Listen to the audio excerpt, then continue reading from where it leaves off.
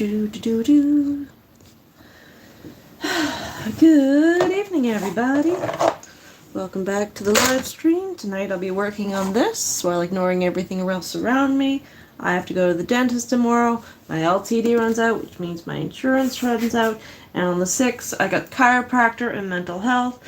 But I should have made it for the 5th or earlier in the week, because at least then I would have been covered for at least my last appointment, and it's not, and I don't want to do this anymore. Fuck. Let's put some ears in some cats. Don't want to think about reality, because it sucks balls.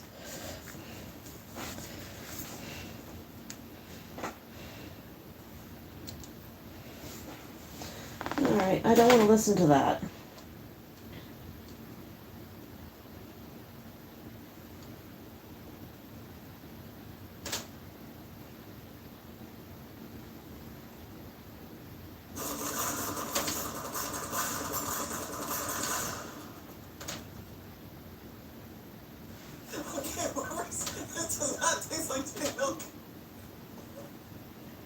Excuse me?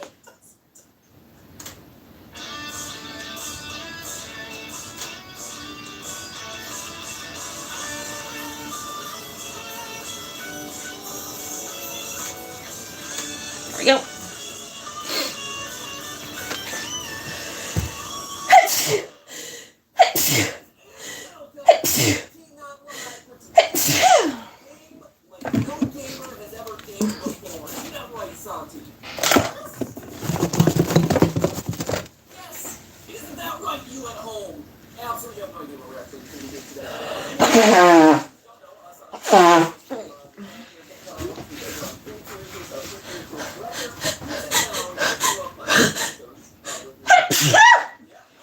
I'm okay.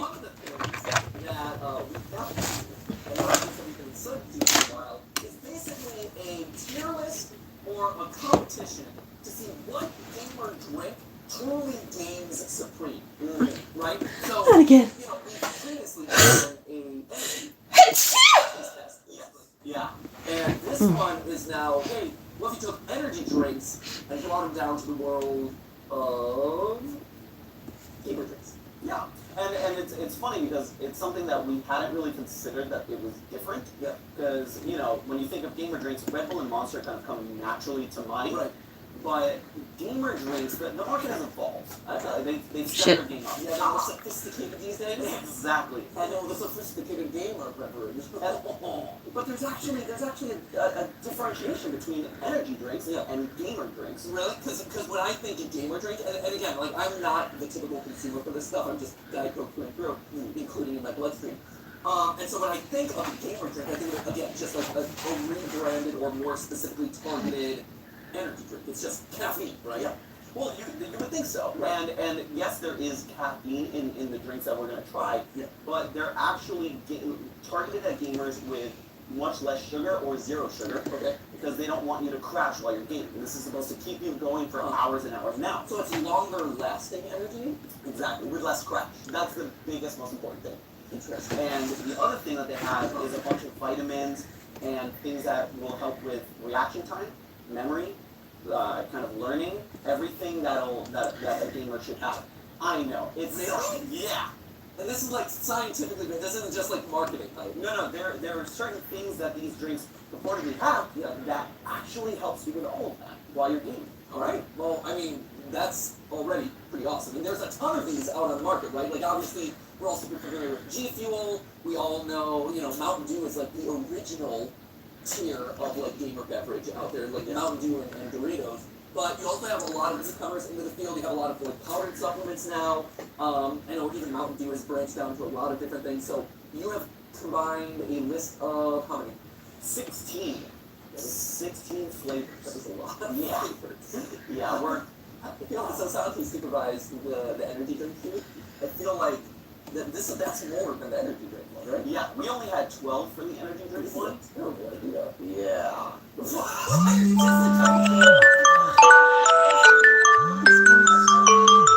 Oh, hello. Oh, so we're both going a good night. If you survived your Monday, give me a thumbs up. If you didn't, Yes, Wonderland. All right. So, I hope you survived Tuesday. beverages, and I don't want to go to the dentist in the morning. our gaming skill improves, shall we? Okay, I like that you almost killed me with the energy drink taste test. I just wish I had a few more brain cells than I have some days. Because that one only had how many rounds?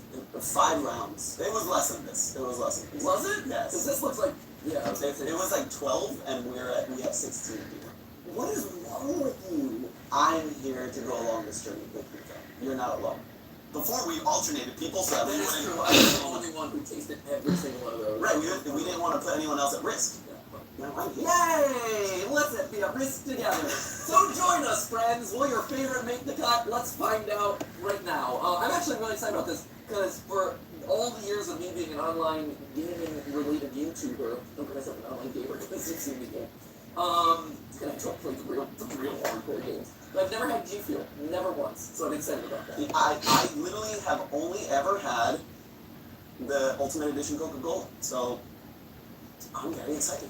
I need to stop sneezing though. Never, not once. How's that gonna cut it? Like a straight Mountain Dew floppy. I don't know why those are there. I think I actually wiped the paintbrush off on them yesterday. I ended up with a pink nose. I know what happened. Like when everyone was drinking, it always, look at the color! Oh, it's great. The color's fantastic. Look at that. Look at that. Look at that color. Oh. It's like pale. I mean, in general, like, here's the thing. It's fully sugared, and I have a hard time with fully sugared sodas. I also think it's cute that they have a small version, right, of Mountain Dew. It's like, if I'm drinking Mountain Dew, am I really concerned about, like, my calories and health intake? So this is classic Mountain Dew, which is what? You know, flavored like the spring mountains. You know, originally a whiskey mixer. Oh man, I haven't had original Mountain Dew in a long time. This is really good, actually. I had forgotten how good Mountain Dew is. Hashtag not sponsored at all by any of this. This is actually legitimately very good. It's so much more mellow than I thought it would be. It's mellower than I remember it being, actually. At this point, I've mixed it into other drinks, because sometimes I'll go down like a soda line and I'll do one of those hurricanes or cyclones, or every different region has their own name for it. Mm-hmm. Unalives. I can't say that to YouTube. The unalives. Sit down, I'm gonna unalive myself. That's great. Wow. Hello, how's everyone tonight? Good, actually. Man. And then you partner with the Working on some kitty cats while trying to ignore the feeling of existential dread as the hours towards morning click, and the time I get needles in my face and holes drilled in my teeth. Woot. Actually, I'm not gonna touch your gun. Wow, how have I? This is. I'll get those side ears in a minute. Mountain Dew. I'm so impressed, actually. I'm glad that we're having this experience live together. No, this is fantastic. You know, it makes such a good combination because this is very mellow and it doesn't clash with the nacho cheese. Yeah. But you still get the flavor. Maybe get a little bit of that, Yeah, I don't want to know what. If you're not a bot, you got a second, and you survived Monday, I'd appreciate a thumbs up. If not, Yeah, no, I don't. thumbs up for Tuesday to be better. I don't know, maybe. It actually shockingly so. Wait. I think of like Code Red. Yeah, Tuesday's tomorrow. Wire, I think of Baja Blast. Yeah, I think that's right. There's so many versions of Mountain Dew at this Oh, by the way, if nobody knew, I have a table at Halifax Comic Con this year. So, yeah. I am absolutely procrastinating on supplies for that as well. It's better than I remember it being. What?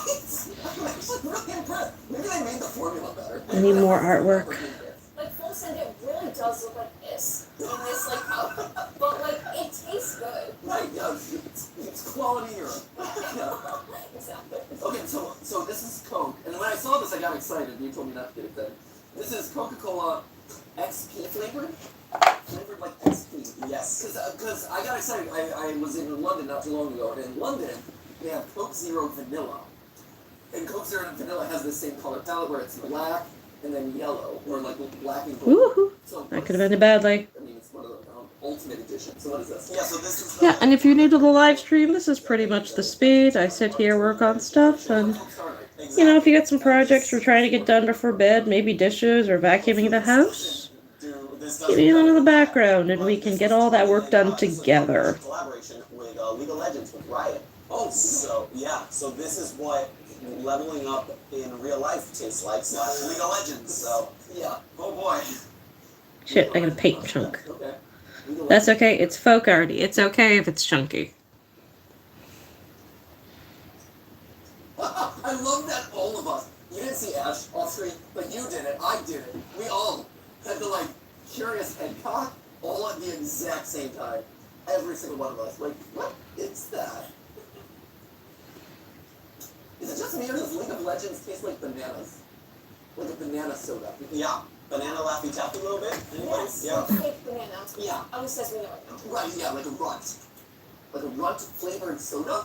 League of Legends, I would not have anticipated flavored like bananas. Like drinking this, it is very banana. Like I want to say it's generally tropical, but it's not. It's very banana forward, which makes me think like this would be the Donkey Kong drink, but it is not the Donkey Kong drink. It is League of Legends. See, as soon as you have a Dorito, it washes it away. It's so it doesn't make a good combination. Unacceptable. Now. Huh. It's alright. Oh yeah, it came out this summer, I believe in June, and it's being discontinued now. Well, I think it's already been discontinued. You know what? I'm gonna disagree. Honestly, sorry, rest in peace. I do gotta say, this is what now the third of the co-creations or whatever, the limited flavors that they've done. Yeah. I've not loved them. No, Coke Starlight, it's like a bad s'more in a can. That wasn't great. There was the I didn't get to try Pixel, which I was bummed about. They never got the because that was the first gamer one that they tried. Was Right. Pixel. They never made it here, which I was bummed about. I tried the Rosalia one, and that one was, Sorry, what was that? Rosalia, the hottest Latin star of 2013. In 2013, Right. 2013. I don't know what year it is. No, that was impressive. No. Yeah, no, she's great. She's a great singer. Highly recommend if you haven't heard her. But they did a collaboration with her, and weirdly enough, it kind of tasted like this. Like they just ran out of ideas. In certain parts of the world, they're like, oh, this will be the League of Legends country, and then this will be, oh, just, you know. Yeah, It's so funny. yeah, that's man. And now that I'm like making the connection, it's the same flavor. I swear. Mm-hmm. I tried the dancer one. There was like the kinetic one. It was like more white branded. That one was more like very fruity or almost cotton candy. Didn't love that one either. So across the board, I don't know. Yeah, The no. co-creations. Coke is such a perfect product. You can't mess with it. Speaking of perfect products, round number 3, Ultimate Limited Edition Coke Zero. So this is the same thing but zero. Yeah. So the reason we wanted to Really? Yes. Like people actually said that this one tasted very different to that one, and we have to see for ourselves. All right, Ash, there you go. Yep. So I will say, when we were doing the Coke Starlight stuff, and we did that episode of Food Day before you were on the team, and I was just trying to figure out what it was. Pig. Coke Zero and the regular Coke There we version of go. Starlight tasted different. Jesus, this paint's old. This already smells a little different.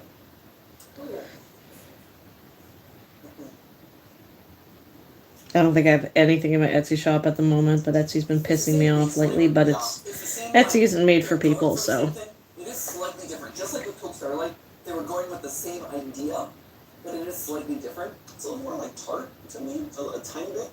This one is less jarring. I think like this one kind of.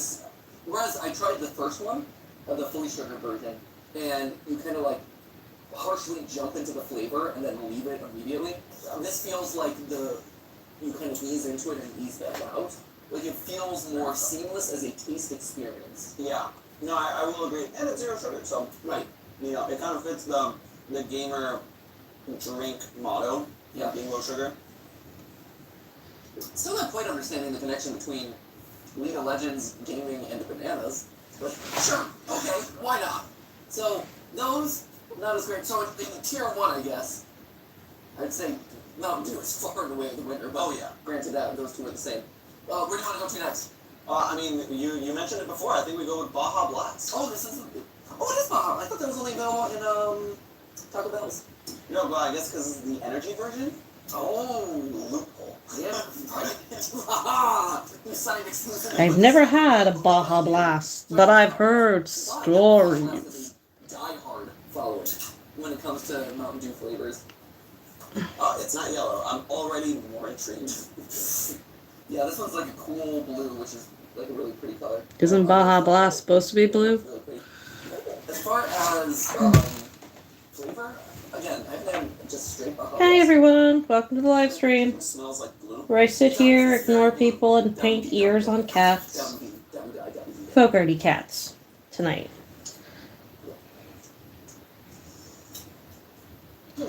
Alright, I think that's all the ears I can do for now. Very sweet. Woo! Wow, yeah. I should start another canvas. I'll get a couple of these done, hopefully, for the exhibit for the month. But I also don't know. Here's a question. There we go. Is that the like? Alright, that's gonna be that for now. Now I need to get another cat. Canvas. Metallic or like? Meow. Meow. It comes with a lot of the energy drinks. Hey, baby. Into the whole energy drink. Where do I put You it? know what? You're right. It's that. There's like a weird tinge of It has a sharpness to it that normal Baja Blast coming out of the fountain at a Taco Bell does not have. Oh. Ooh. See, Come here, you. Now I need to go to Taco Bell. Oh, darn it. They were first to go to Taco Bell. Well, not far. I mean, I love Taco Bell. Listen, the window's open if you want to go out. Don't let me hold you back.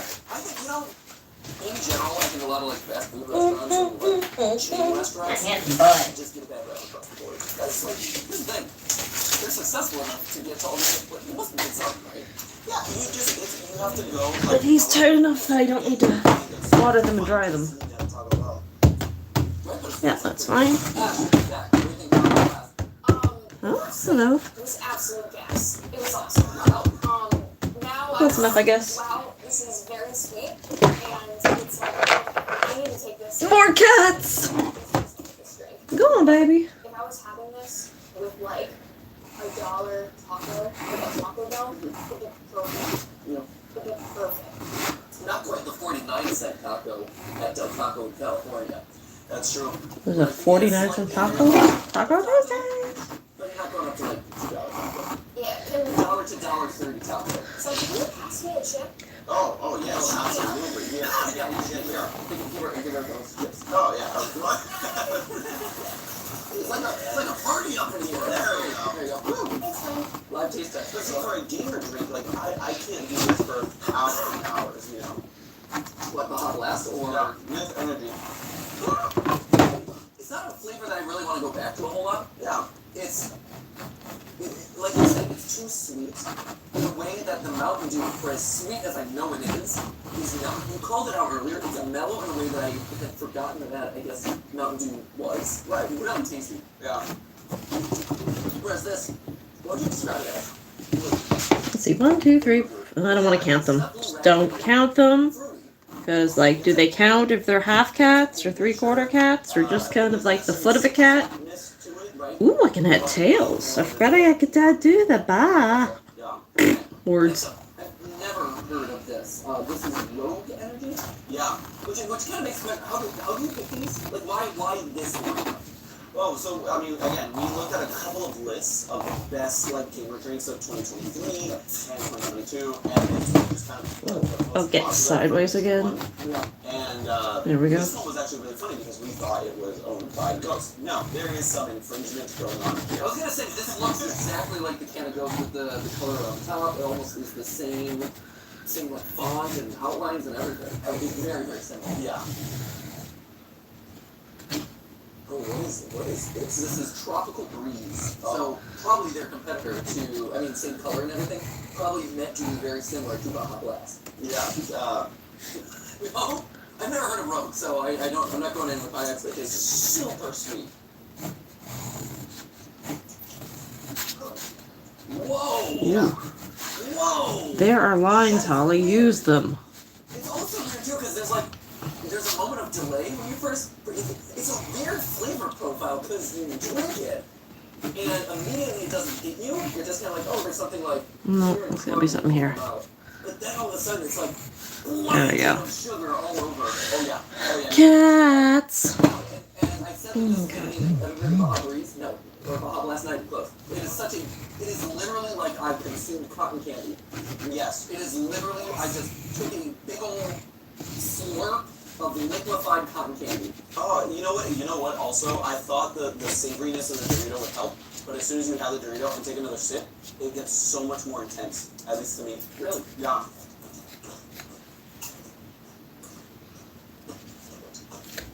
It's also interesting that you chose the nacho cheese Dorito as opposed to Cool Ranch. I feel like that might be a controversial choice amongst the audience. No, Yeah. you have to go with the OG. I mean, The OG. There's definitely gonna be some heated comments, probably, but and I like Cool Ranch better. I don't think I've ever had the Cool Ranch one. Yeah. Do a little one. But I don't mind this one. Actually, I kind of like it. I kind of like it.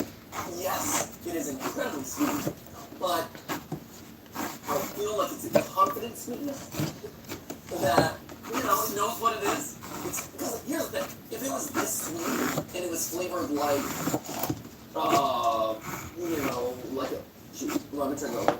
If it was this sweet and it was flavored like something, like a fruit punch or something, Okay. then it would be like, I don't know, that food doesn't match. But here, where it's this sweet and it's literally the flavor of cotton candy, it's like, oh, I expect the flavor of cotton candy to be very sweet. This is very sweet. It checks out. You know what I will say I like about it is that the citrus seems to be mango-y, and that's very different to other drinks that I've had. Like the mango is not something that comes up very often. Yeah. Yeah. Also, I gotta say, between all of these, we are gonna be so intensely focused with such extreme energy by the end of today, friends. So, all of these things. And there's no artificial color in this one. Those have very artificial colors. I also love that, like, one of the brand things, and I think I made mention of this back when we did the Ghost episode, where it's, one of the selling features is transparent label. Is that how we sell it? I appreciate that, but I also can't trust that that's true. And also when I see transparent label, I just think of an invisible label. Like, they type, like, no, like, honest label? Yeah. Transparent label means I can see through you. Like, I'm seeing through to the can. Honest label means I'm not lying about what's in the can. But that's the thing, they can get around saying, like, that we're not being honest, we're just putting it all there. It's transparency, Yeah, it's right there. If you don't understand it, that's your fault. Put this on top of the projector in your homeroom, and it's gonna transparency up and onto the wall. Oh man, this is exciting. This is my first ever sample of G Fuel, and you decided to go with snow cone. I do love me a good snow cone. Yeah, me too. And I'm actually kind of There we go. All right. Let's begin. Snow cone flavor. red cherry. I love cherry. Oh yeah. Oh, thank you. Alright, that's it. Ash, snow cone flavor?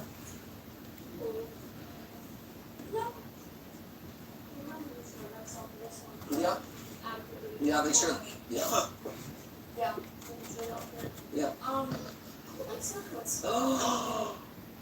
All snow cones? Because there's, to be fair, there's a wide variety of snow cones. There are crushed ice snow cones, which are icier and have a thick crunch. You have the not actual this one.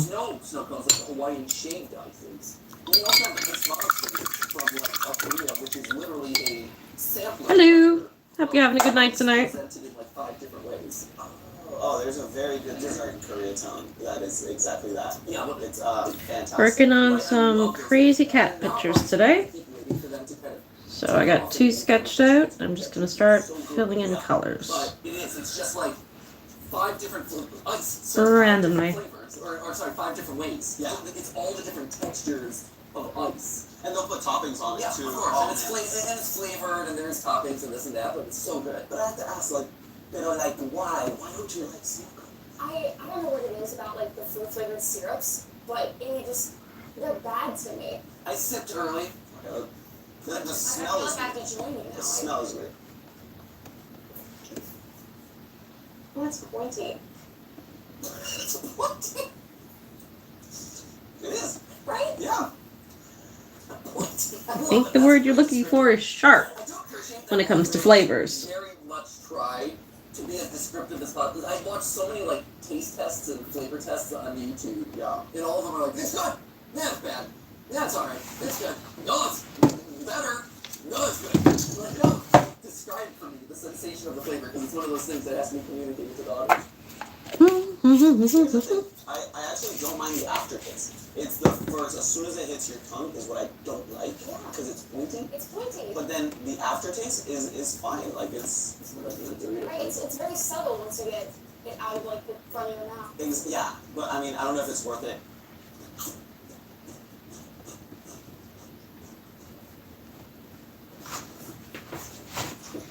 I hate this. Doesn't make a good combination. I'm sorry. No. I have to turn in my gamer card.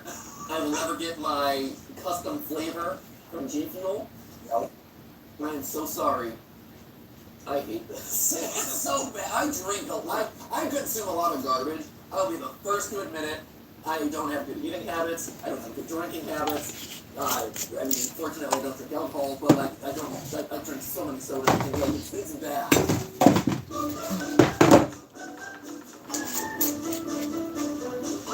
I think everybody needs to play All-Star tonight in honor I don't like this, man. No. The more I have of the passing of the Smash Mouth lead thinger, because that sucked. Maybe it's just the flavor. Maybe. I don't think that. What we need to do is do like trying every G Fuel flavor. Yeah. That's something Red Link do. They do like I try every Mountain Dew flavor. I try every whatever Ben and Jerry's flavor, whatever. I mean, we need Ooh, our version of that. Ben and Jerry's. No offense to that. I don't want to steal their stuff, but like I would be curious about that sort of thing. Yeah, I mean, I'm curious now because I have very little faith in the rest of the flavors. I need to know. Right? They're so omnipresent in the world of gamer drinks. Congratulations, marketing, you've won. Where I will sample every single one of your things in the hopes that I find the one that's good. But this is not it, man. That is not it. Oh, this also has an insane amount of caffeine compared to the others. Really? Yeah. So this one had 180 milligrams. This one had 200, and this one has a whopping 300 milligrams of caffeine. Oh wow. That's no thank you. That's a lot. Yeah. What is the daily limit that we calculated in Panera Deadly Lemonade episode? 400. It was 400, right? 400. Yeah. Right. So you can't even do that multiple times in the day, like to keep you going. Yeah, you have one, and then you have like a little extra. Yeah. Cool. Nerd focus. Nerd focus. Forgive me, I don't have a whole lot of faith. So with the name like Nerd Focus, I don't know. Well, I like that this one like tells you what everything in it does to help you gain. Ooh, that's very creepy. Oh boy, yeah. No. This is absolutely one that would glow in the dark. If it was a black light, I feel like this is funneling my lava lamp. Have you ever wondered what artificial flavors taste like? Oh no! Wait, really? I mean, I haven't tasted it, but just smell that. Woo! Yeah. It is powerful. Mm.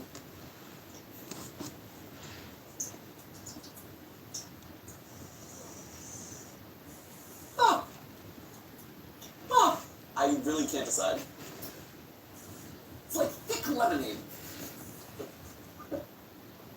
Right?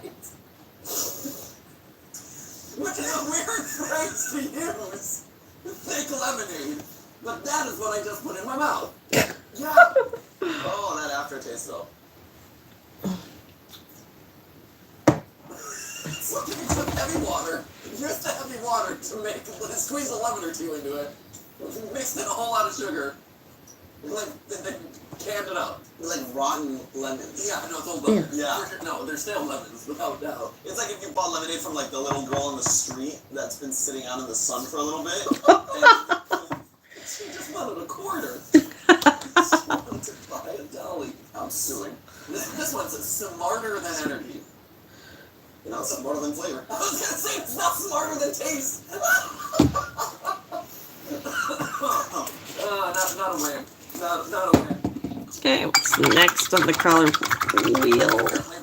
So at the end of the day, what a real win. You're going to What the are we- back. what Do you want flavor? Let's try the Satisfaction? purple. Or do you want transparent label? Transparent label. Oh, but see, look at this. Choline, like neuroprotective activity. Oh man, Is my neural activity protected now? it is now. Got a force field around it. It's like a shield. Just like a virus like protection. My neurons got like upgraded to the mirror shield. I'm gonna bounce back the Weezers, solve some dungeon puzzles in my brain. Yeah, protect all 3 like brain cells I have left. Unlock the last piece with Triforce. Alright. What's next? Alright, we're going back to Mountain Dew Energy. Oh, another Mountain Dew? But we have Pomegranate Blue Burst. No, so this is just a different flavor. Yeah, They really just got a lot of different flavors of Mountain Dew Energy. they do, and they're popular. People really seem to like them. I'm gonna call you out on your inherent bias here, where you only get 1 G Fuel, but you got like 3 flavors of Mountain Dew Energy. I mean, tell that to the people. Oh, wow, that's blue. Tell that to the people. What people? What people I'm talking to right now? The people that put these on the lists. I just get. There you go. Oh god, it's a land party! Hey man, it takes me back to good old days. That's very blue. This is very synthetic blue. But it's so mild. Ooh, Ash is giving it the thumbs down. Hardcore. I like that none of these are wins. You're getting like mediocre at best. This is the best of the word. Okay, I will say, I've never had Windex, but I feel like if I ever did, Like actually ingested Windex. Yeah. The ammonia spray Windex. Yeah. Streak-free shine every time Windex. Smell it through your nose, like when you have it in your mouth, just like it really like swallow and then I just, think like, they've had enough. there's like a lemony freshness. Yeah. I mean, here's the thing. I'm very familiar with Windex. Ah, fair. Like, Windex and I go way back. Like, when you ever watch My Big Fat Greek Wedding, and Windex's role in My Big Fat Greek Wedding, where it's like it solves all your ailments, that is like my family's relationship with Windex. Sure. So, this, sir, is no Windex. I'm sorry. It's slightly better than Windex, let me tell you. Fair. But, nothing. Not great. Here, give us a sharp, pointy flavor profile, guys. I need another drink to get a good sense of It's it. not pointy. No, It is rounded because it just like that's the flavor. the flavor of shoving your fist in your mouth. But like slowly. The flavor of slowly ingesting your own fist. Yes. Oh. There you go. Yeah. That's sexy. Radical. Yeah, so at home, if you put a radical like onto a graph and you graph that, that's kind of the experience of what this taste system is for me, right? Like at the beginning, Like a rare root radical. yeah, Like a slow cooking chicken. Like a slow Like a slow fist. Slow fist in the face. like we're at the origin and there's not much, but as soon as it hits like the back of your mouth, that's that like increase, Yeah. and then it just stays there in It like does that stay. rounded shape.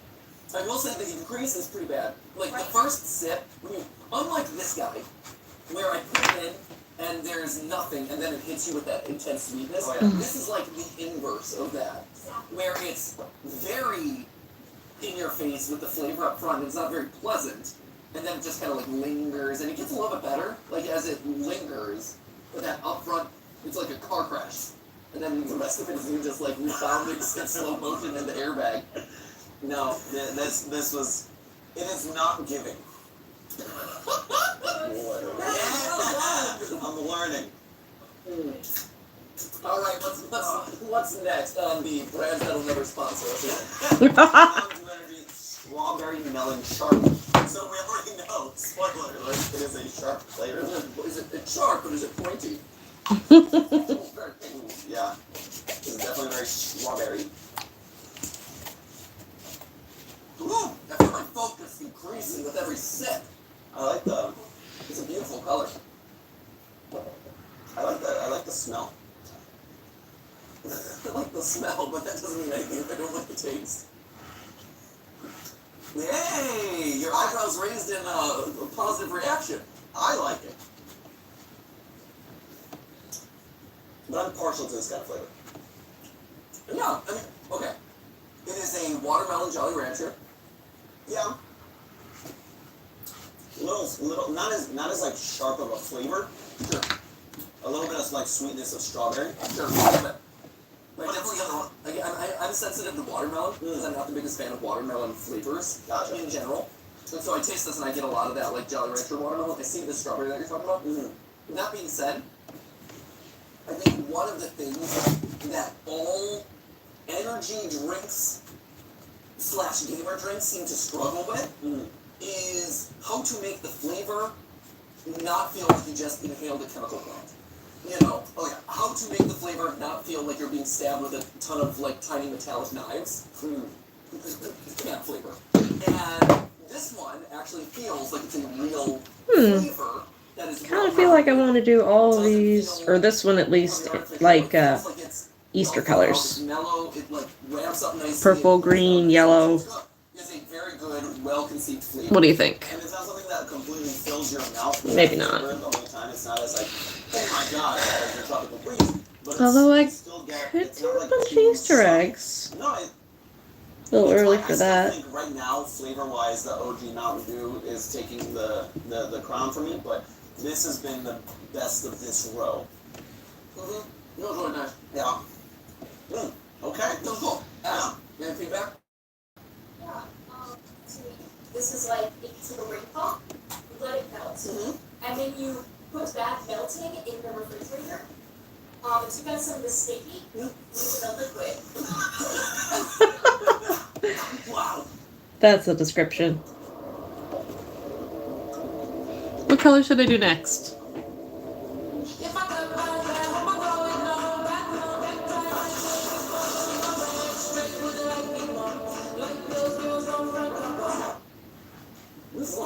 This is like Walter White Breaking Bad process.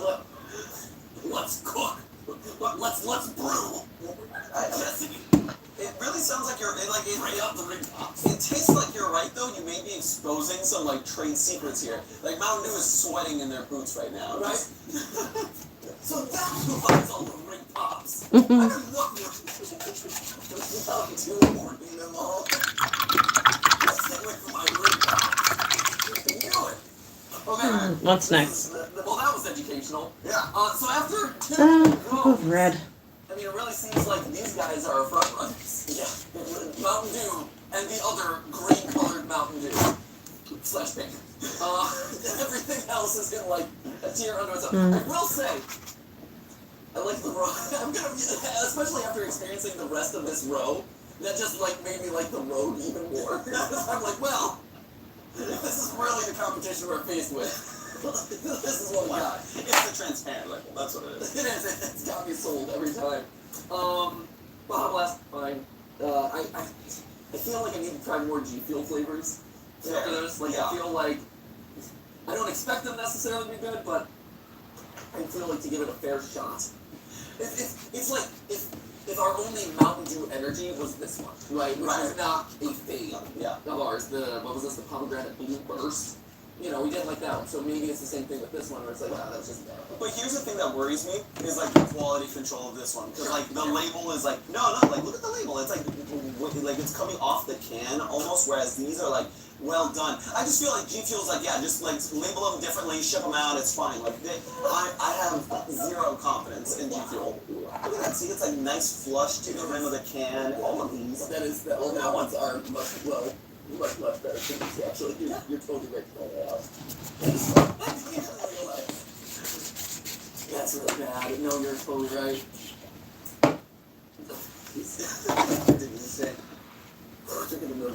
Oh boy! I'm gonna be twitching on the couch after the camera stops rolling with this one. Bowling! So now we move on to powdered stuff? Yeah, so these are probably gonna be like the more intense gamer ones, because it's just powdered vitamin compounds and all this stuff, so hopefully the flavor holds up. Okay. So let's start with Juju. Oh, grapesicle. Juju grapesicle. Good hanging out with you tonight. Professional grade gaming formula. And this is supposed to be 8 to 10 ounces of water. Yeah, we're gonna do less than that, but Okay. Right. Otherwise we'd be drinking all day. I got it in my nose and it stang. So. Did you get your nose and it sting? because there was a plume Oh man. I'm like, oh, let me smell the bouquet. Oh, the bouquet, punch back. Ooh, that does not smell like a great natural grape flavor. Natural flavors. Questionable to begin with. Oh, regret. It's not even like dissolving in the water. Oh, it really is having a hard time. Yeah. The struggle bus is happening is very real. It's like chunky. Oh, there you go. I need more. I think. There's enough flavor in there. We definitely need more. Guess that's Santi's reaction. No, I need a little bit more. It's just like, there's like, that was visual. There are like globs at the bottom. Because it's mixed, damn you. You failed it again. Yep, I put my face way too close. I'm gonna do the black one next because I need some Santi. heavier colors. I put my I face guess too I'm close. gonna have a red one here because that's where the paint landed. Fail.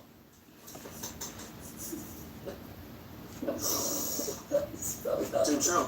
Too true. It's funny because when I book the gallery in October, it's like all horror and nightmare themed stuff, and then you have rainbow cats. You know, just to balance everything out. Like the Bigfoot and the No wonder. UFOs and the gutted teddy bears and rainbow cats. You know what you need? I need a stirring drink. I love how much we're trying to make this one work. No? No, it's like there's a lot in here. It is not flavorful enough, and somehow there's too much of this flavor. Wow. Oh, I crossed the line. Yeah, I crossed the line of there was not enough in here before to give me enough like grape flavor, right? It was like watery grape, and I'm like, oh, it was like a shoot, what's the stupid water, tinted water? vitamin water. Right? Like that, like spa water type thing. Shit. Basically, when I first You better. got this and started to put stuff in, it was like, Here. oh, it was a spa water.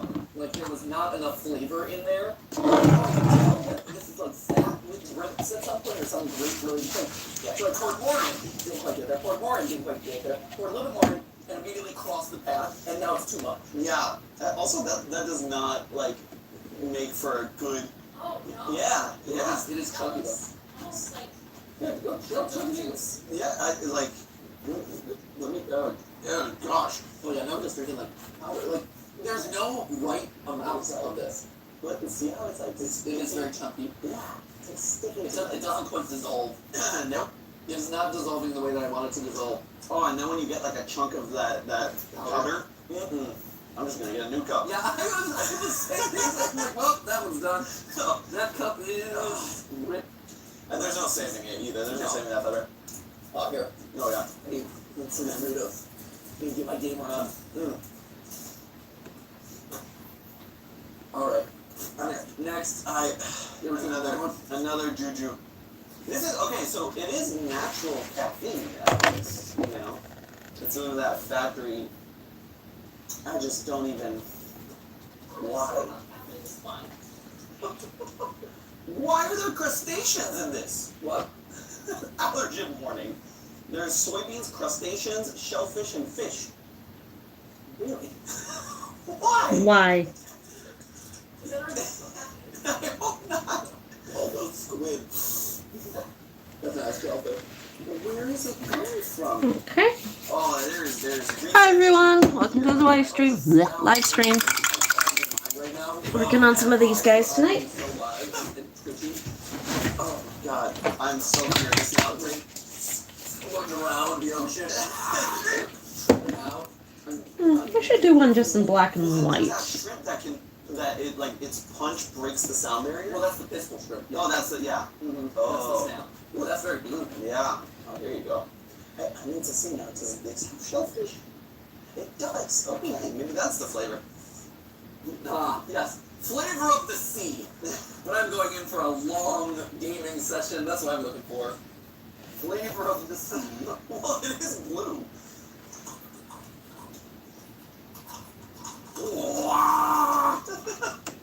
Woo! It is certainly blue. Certainly. What is that? What is that? Still mixing colors for me. It's not out of the can. It ain't the man. Honestly, I kind of believe it. Really? Oh.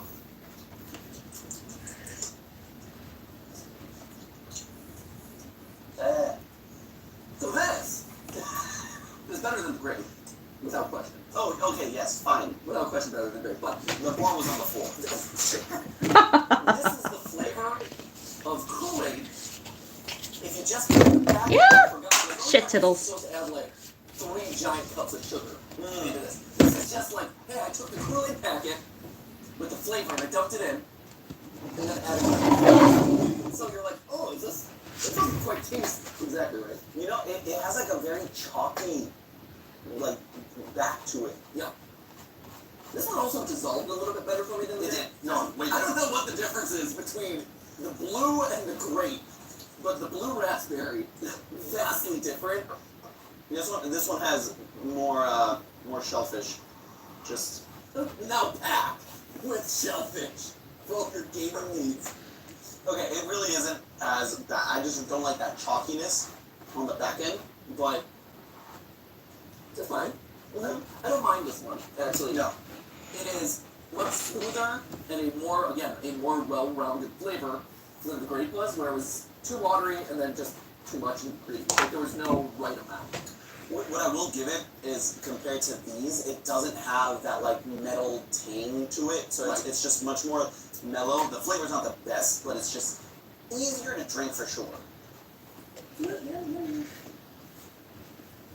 Have a little bit. What is that? Don't ask questions you don't want the answers to. What is this? Yeah, You see, it's like dots. like little black dots. Oh, like little pepper granules. Well, this does have a lot of black pepper in it.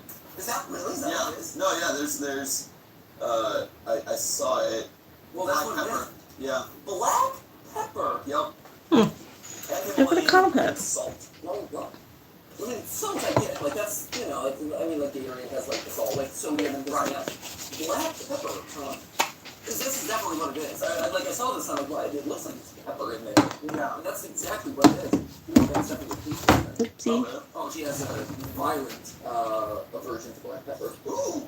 Oh, is this another G Fuel? Sorry. Yeah. Oh, yeah. This I'm excited for. Pac-Man. You Oh, got Pac-Man flavor. cherry lollipop. Oh, sounds good. I see you. Are you feeling okay? I see you're like. Yeah. Sanji was trying to undo this, and I saw his hand like actively twitching the whole time. I feel like coursing through me, and I feel like Superman now. The world is made of cardboard. Superman. Okay, how much should I do in this? Like 1 scoop? Yeah. 1 scoop for 8 ounces, but that's 8 ounces, right? So maybe like a half a scoop. Yeah, I think that's scoop. So this is cherry lollipop. This is G Fuel. Yes. So this is giving us a different G Fuel flavor, which I'm excited about. Oh yeah, I never told anybody yet what I found on the side of the road today. And it tastes. I found a whole box of Chopkeys. Like doll figurines, like those, the ceramic figurines and the dresses and stuff. I found the whole goddamn box with like 10 of them in there. So I am absolutely psyched. Cheese sauces. So good. Yeah, I'm gonna go pastel with that bitch.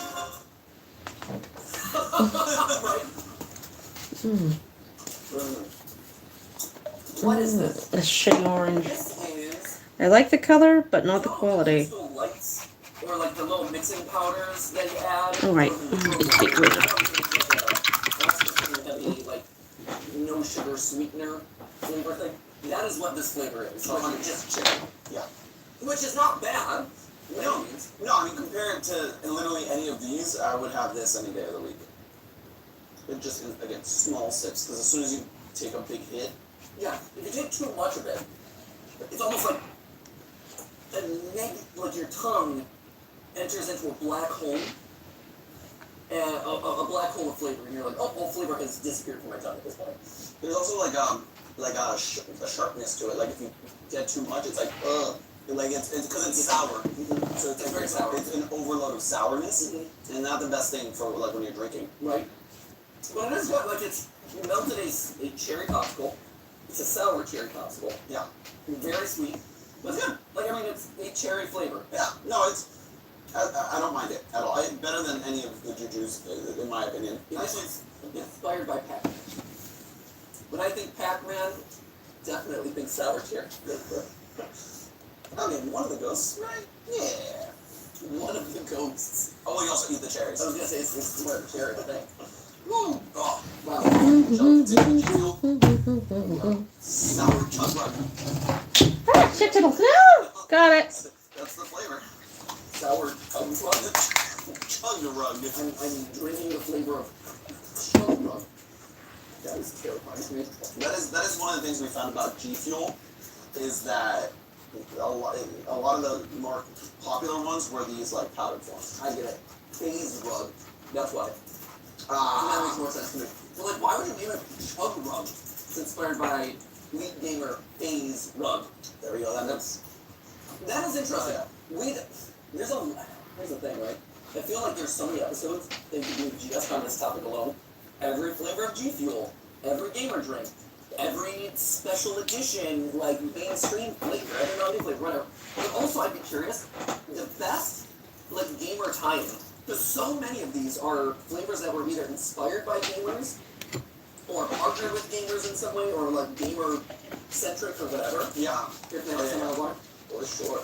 And so I'd be very curious to see which gamer has the best gamer. Holy shit. Which I know what I'm doing has- tomorrow So this is sour after my teeth. So we just had sour red? Yeah. Sour blue. Now it's sour blue. Then you seem to be shrugging in a positive way. Yeah, I don't mind it. Ooh, it is sour though. It is. Woo! I mean, I don't like sour candy though. No, I like sour candy too. Sour keeps me focused. Feel the game is going on. There. It's a very mellow flavor. I can like me. Past the sourness. It's very sour up front and mellow in back. Mellow sweet. Yeah. Mellow blue raspberry flavor. Which again, not a real flavor. We did a whole food theory about it. Go check it out. We talk about what exactly blue raspberry is because it doesn't actually exist. But yeah, sour forward, mellow blue back. Yeah. It's somewhat similar to the Baja Blast, but I like the flavor profile of this. You get the sour, you get the sweet, and kind of Sour Patch Kitty.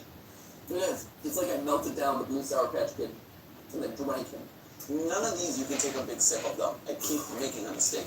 Right? And I just poured the rest of it to put in my cup to get ready for the next round. Yeah. And it's one of those things where I look at these and I'm like, do I really want to drink a lot of these? Okay. I will say, I could see myself if I had to binge a game for a weekend straight. See myself drinking this sour chug rug. Just wouldn't call it that. I would just say my powder. But it is good. Oh, have we progressed on to the titty? Oh god. I'm trying to find the scooper. I don't think you get a scoop. This is Just whatever feels right. whatever feels right. I mean, here, do you want to use the scooper from this guy? Might as well, right? Yeah. No, just clean it up as much as possible so you're not doing cross-contamination. Oh, yeah. Does it smell like anything? Yeah. Yeah, really. When I like those. Oh, it's a little bit like marshmallow? Yeah. So, Ash, you've had this before. Yes. It went right up there. Wow. That is potent. How was it? Do Good. you feel more focused? I wouldn't snort any of these, that's for sure. It's nice to live by. We are on the internet, though, so I feel like that sort of disclaimer is probably a necessity. Yeah, we don't want to start a new trend here. Certainly not. Nope. Nope. Nope. Oh, I had such hopes. Okay, Boris, this does not taste like titty milk. What?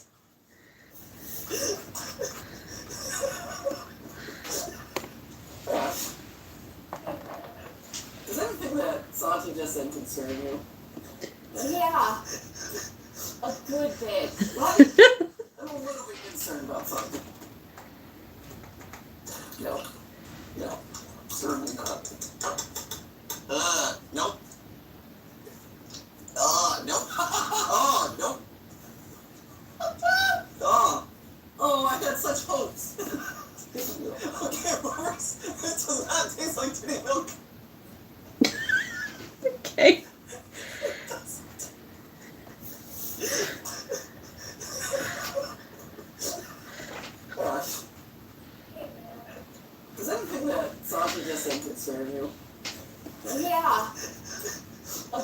head, right? I'm a little bit concerned about something at this point. A little TMI. Someone disagree with me. How dare you? I can neither confirm nor deny the flavor. Because, spoiler alert, not very familiar with it, to be honest.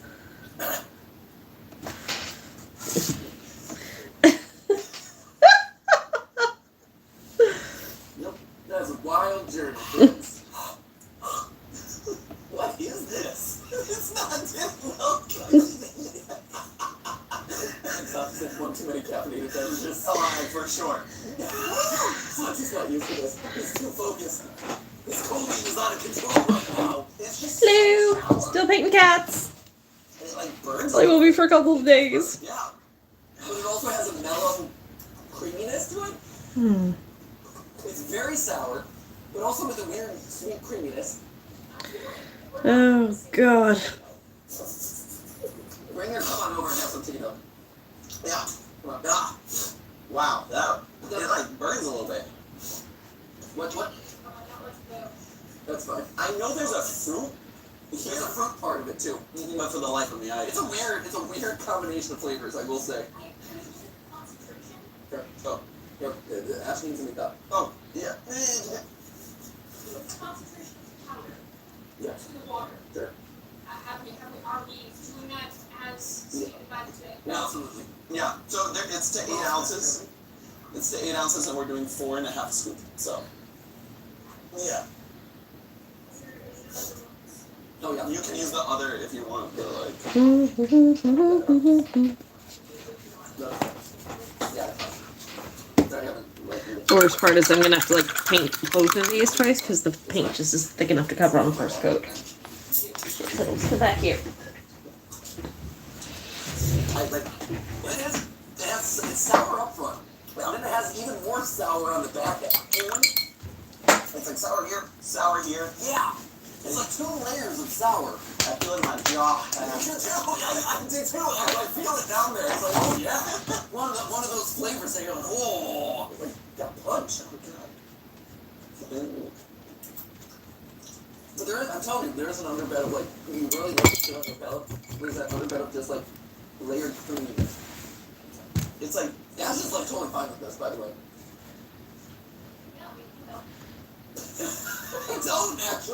I don't know. The reactions of both of you to this one specific beverage, I am very concerned about.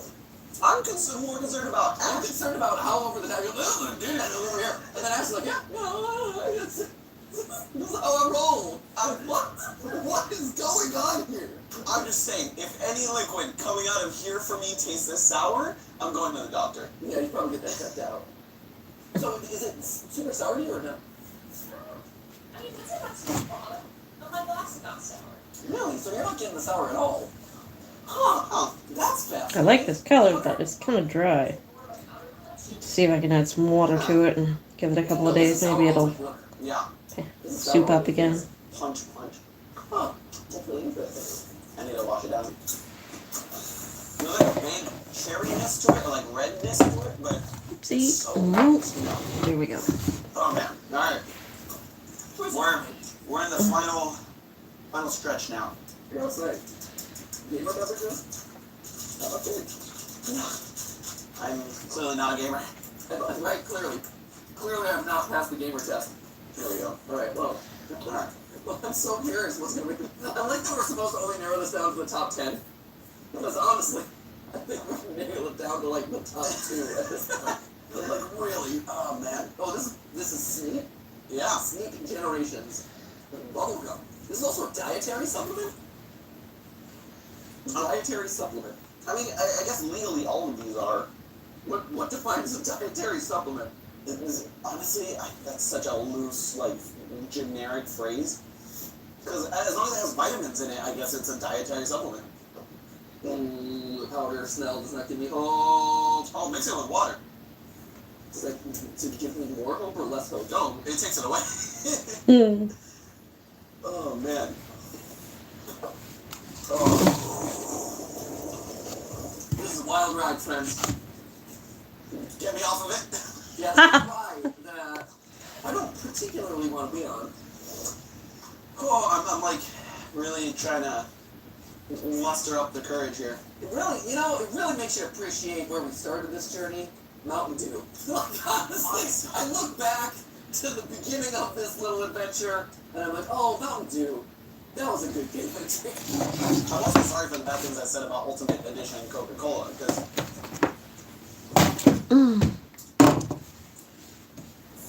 This baby blue is lovely, but it's also chunky as fuck.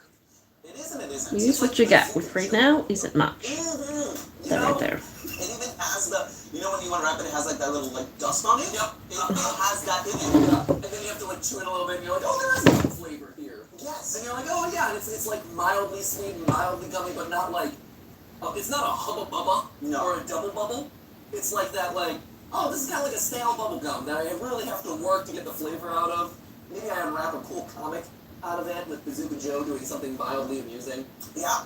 No, never particularly good, but also it's like, well, I got a comic strip wrapped around my piece of gum. How cool was that? No, but then you chew it like 5 times and the flavor goes away and you're left with like a very chemically like, just like, this is what they like flavor. No, this is not. Yeah, this is Wow. this is the Bazooka Joe bubblegum flavor of gamer powdered beverage. God damn it, stop hitting the orange. That's the review for you. Slap that on your packaging. Oh man. Yeah, if you don't want to sponsor us after that, phew. Oh man. Do you like stale bubblegum from like the 1920s? I've got a paper drink for you. And I got a dietary supplement powder with drinking on it. Ooh. Have a drink with it. Oh, goody gumdrop. Yeah, it doesn't. No. Nope.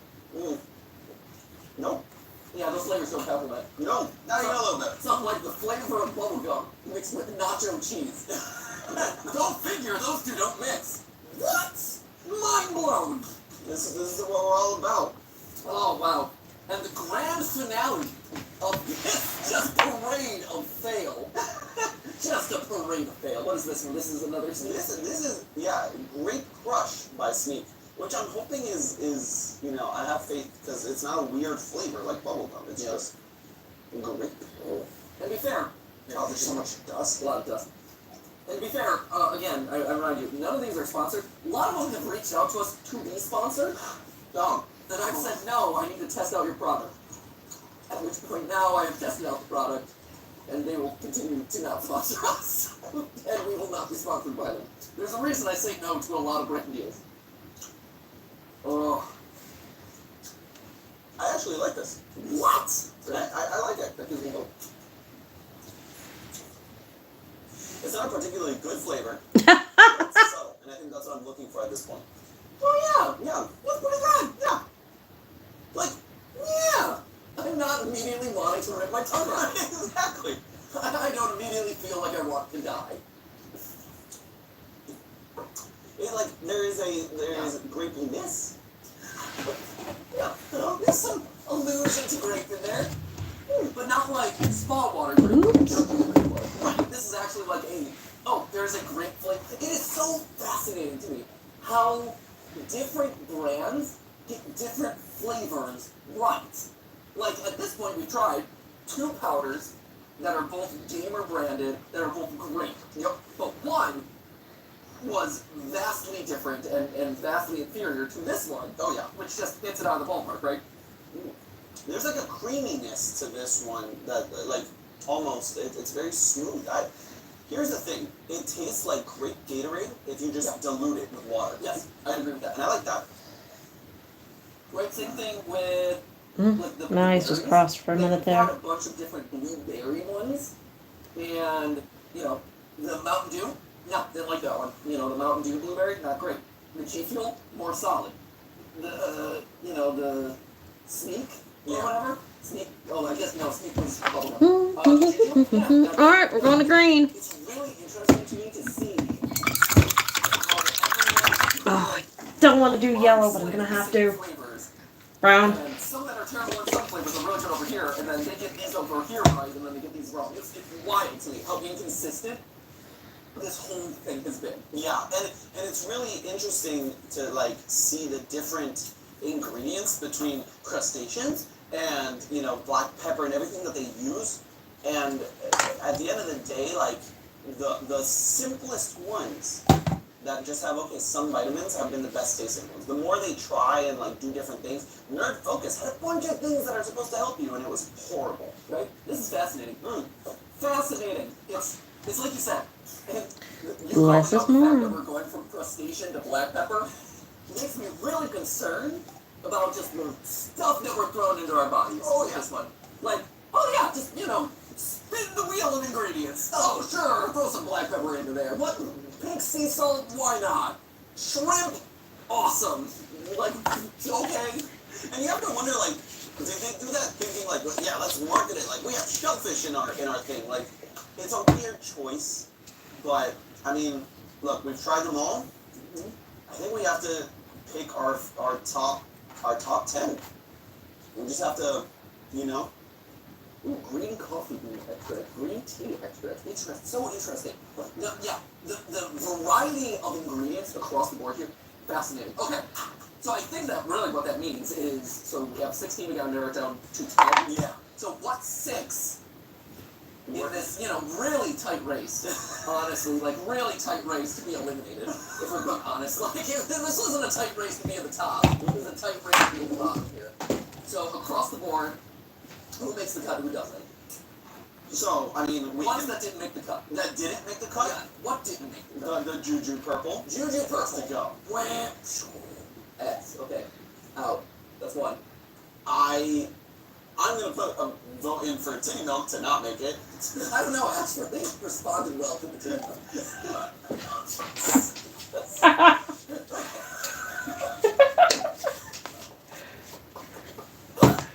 You're laughing off screen. It's hilarious. I feel like I would also agree that this one is probably on the top of the lot. Okay, thank you. I wanted to make sure. Okay. So that's 2 out. Next up, I'm going to eliminate the bubblegum sneak. We have the grape sneak, which was the far superior flavor. Yeah. And this one, old bubblegum, not a flavor that I'm actively seeking out. So that's 3. Okay. 3 more to eliminate. So this is where it's kind of getting harder because they all kind of suck at the same level. Wow. Well, I would say, okay, look, Juju has been my least favorite. Even the blue, which was more subtle. All of these, I think, beat it out for me. Really? Yes.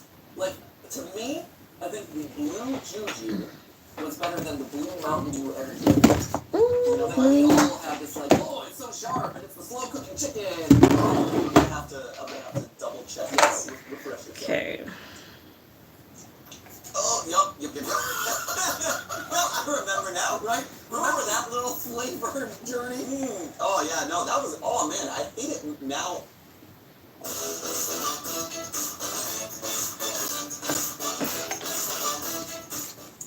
Now, like even more. In retrospect, it thought it was skating by in the middle of the pack. Like, oh yeah, that was in the middle of. I remember that I had my sights set on this guy. It's like that bad relationship you had when you were younger that you were like, it wasn't that bad, and then you grew up, had better relationships, and you look back and you're like, wow, that was toxic. Yeah, mistakes were made. Oh man. All right, so Mountain Dew, pomegranate blue burst, gone. Yeah. All right. Next up, you have had nothing but negative things to say about Nerd Focus. Nope. Zero. It was such an artificial flavor. It was bad. Oh, that thick lemonade though. Yeah. Oh. Thick lemonade. Hi, Ghetto. So much worse. Lemonade that I feel like I'm just like oozing through my body. All right, Nerd Focus, that's gone. You need one more. Look at that. As easy as that, we've already eliminated 5. It's almost like it wasn't hard to pick out ones that were bad. Okay, so this is a tight race. Yeah. Because. Do I do you pastel colors? I'm doing it. Find a light green somewhere, and I'll do that in pastel colors. So I'm gonna go with green next for this guy. Yes, I'm painting green cats. So which ones am I gonna leave white? I'm thinking this one, this one, and this one. So that one's gonna go green.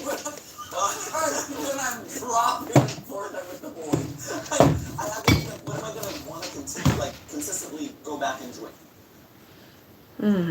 Wow. Yep. Yeah. Is it very clear there? Refresh yourself on this. Okay. No.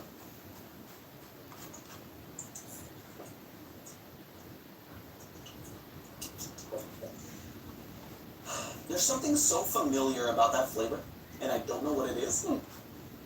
Not good familiar. No. It's like, no, it's, Okay. but it's not bad. I don't know.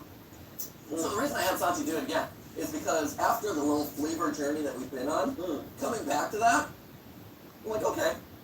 No, absolutely. Not nearly as bad as I remembered it. Here's a blue juju. Oh, yeah. Here. Some blue juju. Is it bad juju though? We're gonna find out. Let's see. It's not bad. It's like a little sickly sweet, and that's what I don't like about it. But it's actually not bad. Go back to it. No, going back to some of these, I'm like, oh, this is so much better. And I remember it. So there's the black pepper beans. No, that's not Didn't dissolve all the way. Went out my nose. Oh boy. Yeah, no. No. No, the black pepper's not doing it for you? No, God, ignore the crustaceans.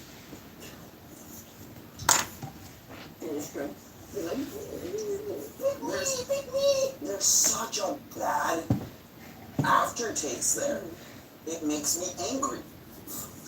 So, snow cone does not make you angry. No.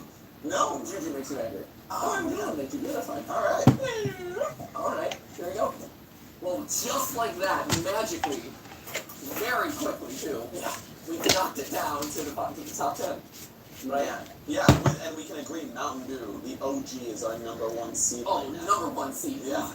Easy number one seed. So here's the question now is how would we order the rest of them? Because we're gonna in the food theory episode we're gonna face them off for an elimination. Okay. Here's what I would say. These are the clear number 1 and number 2. Yep. Those were really solid. I thought this was better than this. I thought like the zero sugar was better than the they're both banana flavored, but one is better banana flavored than the other. Yep. I'm I'm happy putting this at 3. wow, which is saying a lot because initially you're like, whoa, this is so disgustingly sweet. Last really solid. Then I will perfect. This was lower. This Here. was here. Like this is me roughly just off of. One of these gotta be gold too. These were I don't have a gold cat. red. I would say purple is the highest. I think yeah. I agree. And between the blue and the red powder, did you like blue or red better?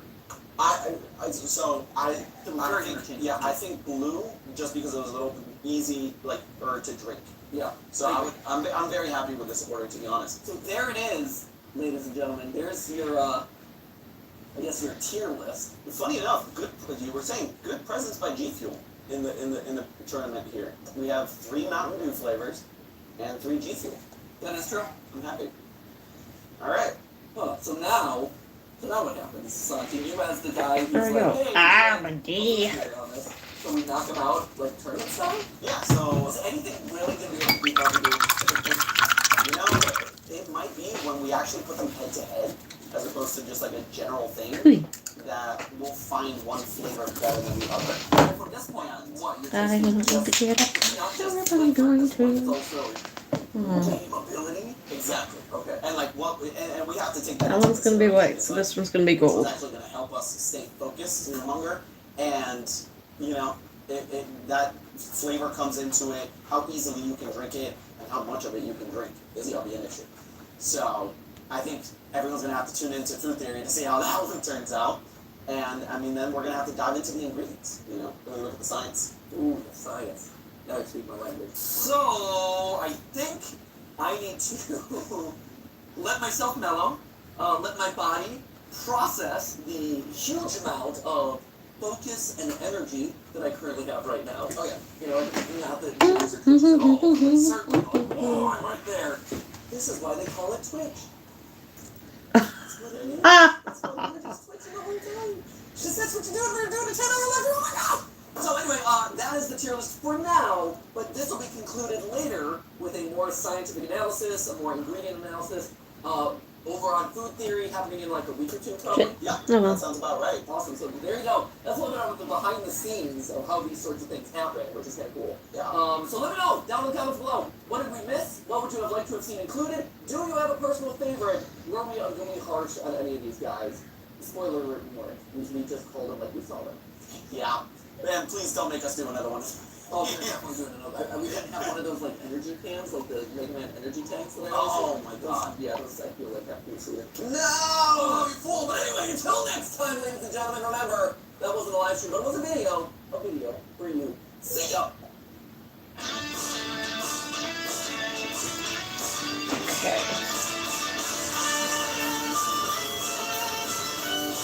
Pink. Where'd it go? Ow.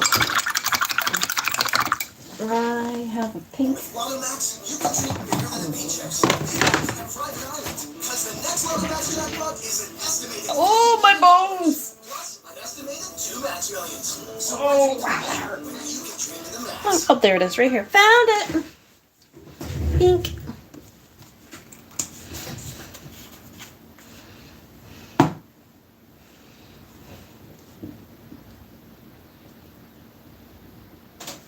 Sure, we'll go with that.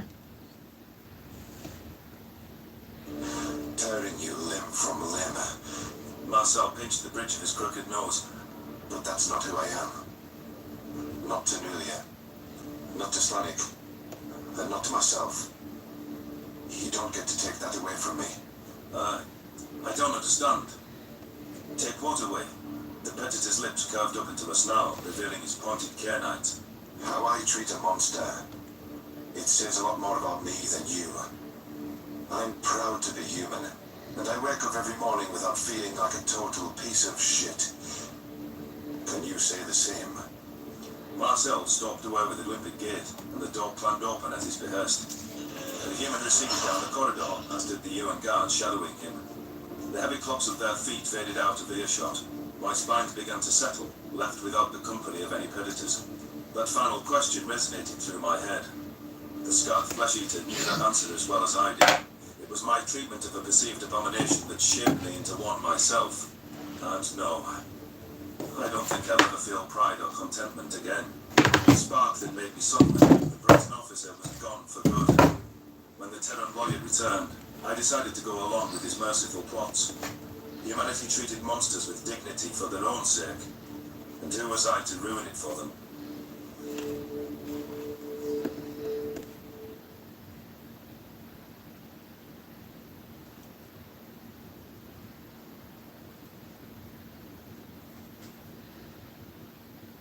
Memory transcription subject, Captain Soglin, Federation Fleet Command. Date, Standard Irish Human Time, October 3rd, 2136. Our van cruised along the multi-lane highway, granting me a perfect view of the passing scenery. The road was packed with cars with light signals governing the traffic flow. The humans were more enterprising and entertainment-driven than I anticipated. Intermittent signs advertised shops, restaurants, and hangouts. Dwellings were mostly tucked away on side streets, away from the hustle and bustle of traffic. Earth is not as hallowing as I expected. There's not a single sign of violence or corpses lying around. It's just people, going about their lives. We were en route to a refugee camp at the Terran government's request. Despite their best efforts, humans lacked knowledge of our basic biology and necessities. They were also having difficulty getting any Khajiits to speak to them, for obvious reasons. The predators asked whether I would be willing to provide guidance and assist communication with the more frightened individuals. My attorney noted that there was nothing offered in return, but I was happy to help my people. The few thousand that were left anyways. I'm not really. Remember, this is a test to see if you'll cooperate. You need all the goodwill you can get here. Don't do anything stupid. The lawyer looked nervous sitting next to me, even with the cuffs around my forepaws. An ankle monitor was also strapped to one leg, suppressing my circulation. The predators didn't trust me not to run off the second I tasted fresh air. If I intended to flee, why would I have flown a ship into the heart of their territory? There were 2 UN officers at the front of the vehicle, wearing matching artificial pelts.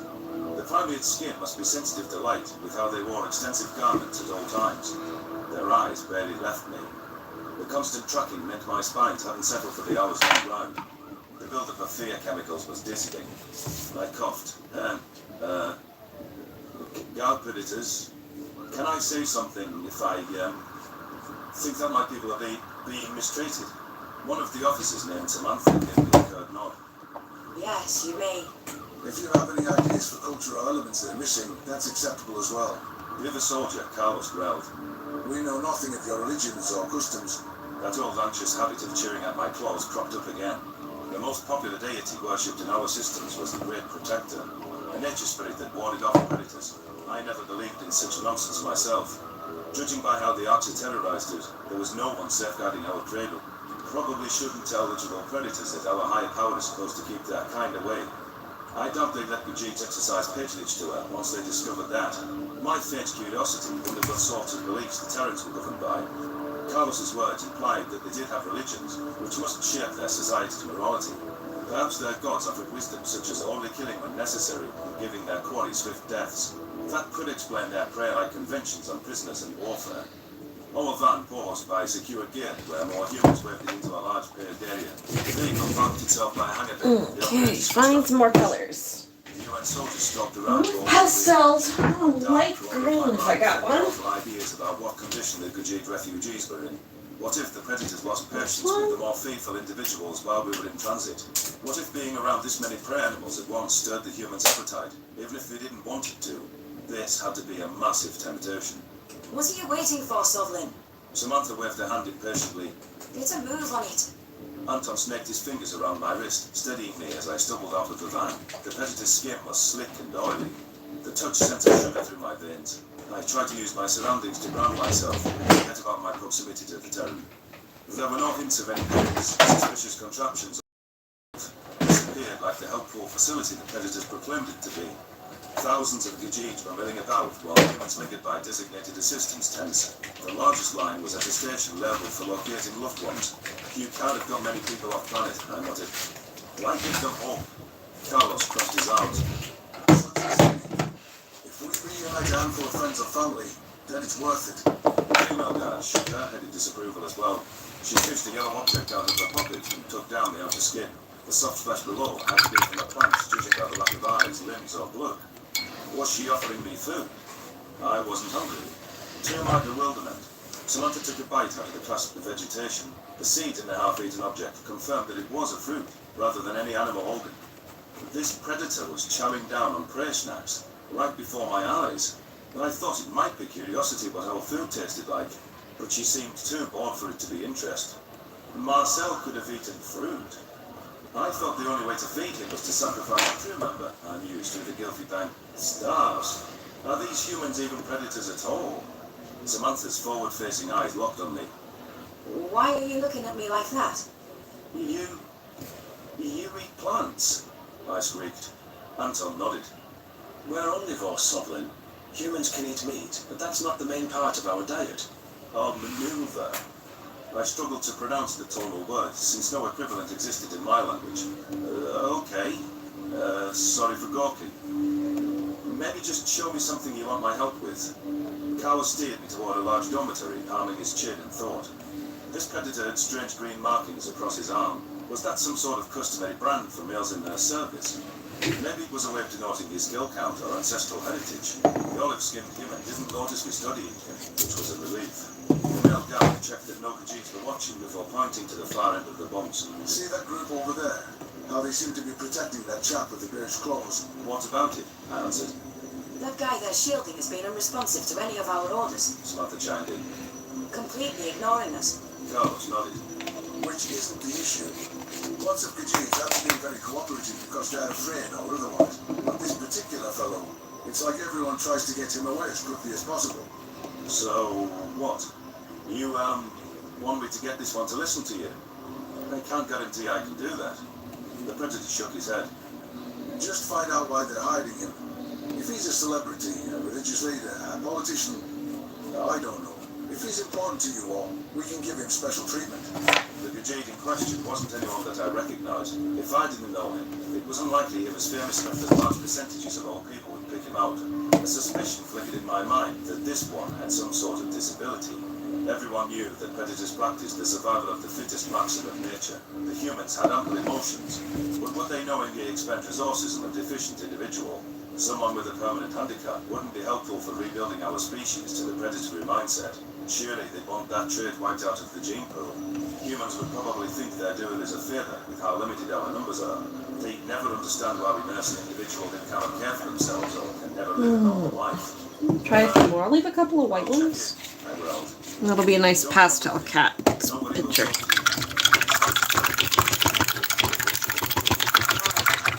Don't try to run. That band on your ankle will tell us where you are. My conscience was torn as I wandered over to the group. I'll keep While I looked at predators and that one instead, white. I'll pick I this could one. never atone for. Sacrificing another person's life felt immoral. Perhaps I should have just refused to help. If I didn't know anything, it could be used against the poor guy. A Gajit female watched my approach and pointed a claw at me. Stop. What do you want? I halted in my tracks. Is the young man there all right? Have the predators done something to him? Nothing like that. She muttered. Why should we trust you? You just came in with a bunch of their soldiers. We saw you go through the checkpoint. I'm a high-ranking Gajit officer that was taken prisoner during the war. The words were automatic, as if some other persona jumped behind the wheel. The second they release me, I'm doing what I can to help. Under the circumstances. You might know me. My name is Captain Sovlin. Her eyes widened. The Sovlin. It's an honor, sir. I'm Berna, and the Silent One's Talpin. Nice to meet you. May I ask again what the issue is? Until his death, he can't hear any of the Predator's commands, and they're starting to get belligerent. We're trying to guide him, but it's a matter of time before they figure it out. How long do you think you can keep them in the dark? The humans aren't stupid. A few days at most, but every hour we keep my brother alive is worth it to me. I stood at the deaf Gajit, noticing the confusion plastered across his features. A burning feeling crawled into my thought. The length of Talpin's lower spine suggested that he had just reached adulthood. This teenager had so much of his life ahead of him, and his family circle would mourn his loss immensely. The UN soldiers were waiting, expecting a full report. Yes, it was a single life to earn the humans' favour. One that would be terminated soon anyway. But there were so many fatalities on my conscience. As it were, that count was I'll more paint than I one in could. a silver. I couldn't let another person die because of me. Not a single one. The tenant would resent my disobedience. Any threats paled in comparison to a novel source of guilt. I understand. I suggest that you lay low as possible, I said with a soft tone. Take care of yourselves. Talpin waved at me, blissfully ignorant of the dilemma in my mind. I shuffled back toward the predators while a choking sickness clamped down on my stomach. Their hideous eyes searched mine for any clues. Carlos barked a question, but the translated meaning was lost beneath my swirling thoughts. Sovlin, talk to me, buddy. Anton patted my shoulder and I flinched at the contact. You look shaken up. What's the matter? Samantha narrowed her eyes. What did they tell you? If there's a threat, we can try to de-escalate the situation. That is part of our training, you know. I'm sorry. No one is in danger, but I can't tell you. I wondered. What do you mean you can't tell us? The female predatorist. Your reaction could be drastic. I can't get someone else killed, no matter how bad I feel about Marcel. Just throw me back in my cell, okay? Please. She blinked. Don't know where my kitty is. Don't Nobody's want to run him. getting killed. Have humans ever displayed violence towards you? Maybe you trust us to protect ourselves with kindness and compassion and how you haven't reformed at all. Pick one. I don't know. Shit, I don't know. Sovlin, we're trying to help these people. You have my word that no harm will befall any of them, not unless there is zero alternative. Carlos growled. I squeezed my eyes shut. Feeling empathy was a far cry from the altruistic disregard of genealogy. Humans wouldn't be a strong warrior species without making theological sacrifices. It might stupefy them that we burdened ourselves with so-called debility, would honour be enough to compel the predator guards to spare Talpin. The lawyer jostled my arm again. You're panicking, I can see that. Whatever predator nonsense you are all convinced of, it's dead wrong. We are nothing like the Ark, sir. Yes, but his death, I blurted. The humans recoiled. All of their expressions seemed stunned for how their eyebrows shot up toward their hairline. I don't think that possibility even crossed their mind. Why would it when they would never engage in such an impactful undertaking themselves? themselves. Shit, what have I done? You couldn't keep your fat mouth shut and let a teenager live his final days in peace. I berated myself. You're a weak-minded, selfish arsehole, Sodlin. You should have spaced yourself back on your ship. Samantha scratched her head. Was that so hard? I think I can take care of this. The UN guards stalked toward the group, and I tailed behind them in mute horror. My brain was screaming at them to stop, but I couldn't muster the words. The self-hatred reached a new high. My will to live felt depleted. Were the predators going to take Talbot away from his family? Execute him in front of the watching crowd? The female human approached without drawing her weapon and gestured toward the deaf youth. Talbot screeched as he saw the armed predator's attention on him. With bristling spines, he tried to crawl under his bunk. The Ghajiit clustered yet to me with looks of absolute betrayal. Tears swelled in my eyes. How could you, Sutherland? Rana jumped between the Terrans and her brother, flexing her claws in defiance. I thought you were a hero. A man who would die for our planet. I collapsed to my Okay, knees there we and go. my chest. That's that one I'm done. so sorry. Yeah. He I get trusted that right. them. Please. By killing predators. I'll give you whatever you want. The sister protested. Samantha dropped to one leg. You weren't going to help me. Can you All right. understand me now? She made a series of animated gestures concurrent with her speech. Tommy watched her with a blank stare, trembling. Her yeah. flawless fingers coded strange emotions. They didn't seem to. My misery gave way to confusion as I tried to understand what she was doing. Was this some non-verbal form of communication? That's not hunger or disgust in her eyes. I don't think. Sign language. Carlos explained, spotting my bafflement. It's how deaf people communicate on our planet. Do your translators work on it? No, only audible language. That's why Teal's signals don't translate, I stammered. The female predator lowered her hands. Damn it. Please tell him we're going to find a way to talk to him, Ghajiit. Ask him for a little patience. Werner gaped at the UN soldiers. Okay. Thank you. My mind was spinning. The humans created an entire gesture language for those who lacked hearing. But that mean they carried it to other elements too, that individuals like Tolkien could live normal lives. This suggested that the limits of their nurturing went much farther than I imagined. The Archer would have considered any headed offspring as prey, lumping it in the same category as their food. Then again, they abandoned their children days after birth, whereas Marcel spoke as if humans kept contact with their progeny. With their empathetic behaviour toward our younglings, I couldn't imagine they left their kids to fend for themselves. I don't understand. You speak a language for deaf people, but you can hear, I murmured. Samantha raised her shoulders briefly. My brother is deaf. Was from birth. Bernard's eyes widened. Your parents raised a deficient offspring. We worked our whole lives for it. Kept it. What the fuck? Of course they kept him. She spat. The Ghajiit flinched. Sorry. Shit. I meant no offense, Predator. I thought you cared about individual contributions. There are more ways to enhance society than being the pinnacle of physical perfection. Anton met my gaze, though, replying to Werner. It was like he knew my thoughts followed a similar track. One of our greatest astrophysicists was a quadriplegic for decades, fully dependent on the care of others, unable to talk without a speech synthesizer. Brilliant man. I twisted my claws, pondering their words. Though I regretted my behaviour toward Marcel, my understanding of humans was limited to the scope of my prior knowledge. Zand had spoken in ghastly detail about their cruelty and malice. Old briefing videos encapsulated those heinous acts and confirmed the unthinkable level of viciousness abiding within them. Even in Terran within, all I see is compassion. Where is the humanity that the Federation saw? Wouldn't such a brutish nature shine through somewhere? Seeing their redeeming qualities, such as how they were capable of empathy, was a start. However, these primates were nothing at all like any scientist predicted. Predators' entire purpose in an ecosystem was to weed out the weak, but they were natural selection itself. You're quite right, humans. You're nothing like the Archer, I admitted. We're not. We want you to help us beat them, Sovlin. But the Yemmer needed to see that you trust us first. A hard glint flashed in Carlos's brown eyes.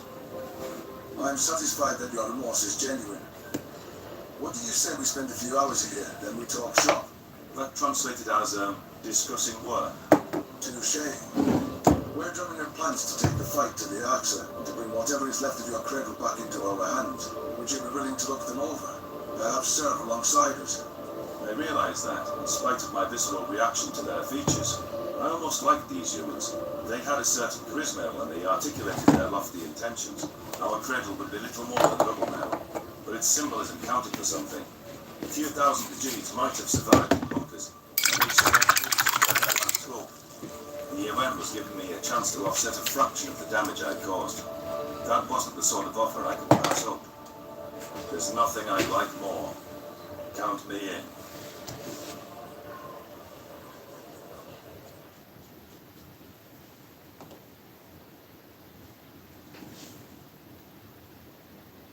There we go.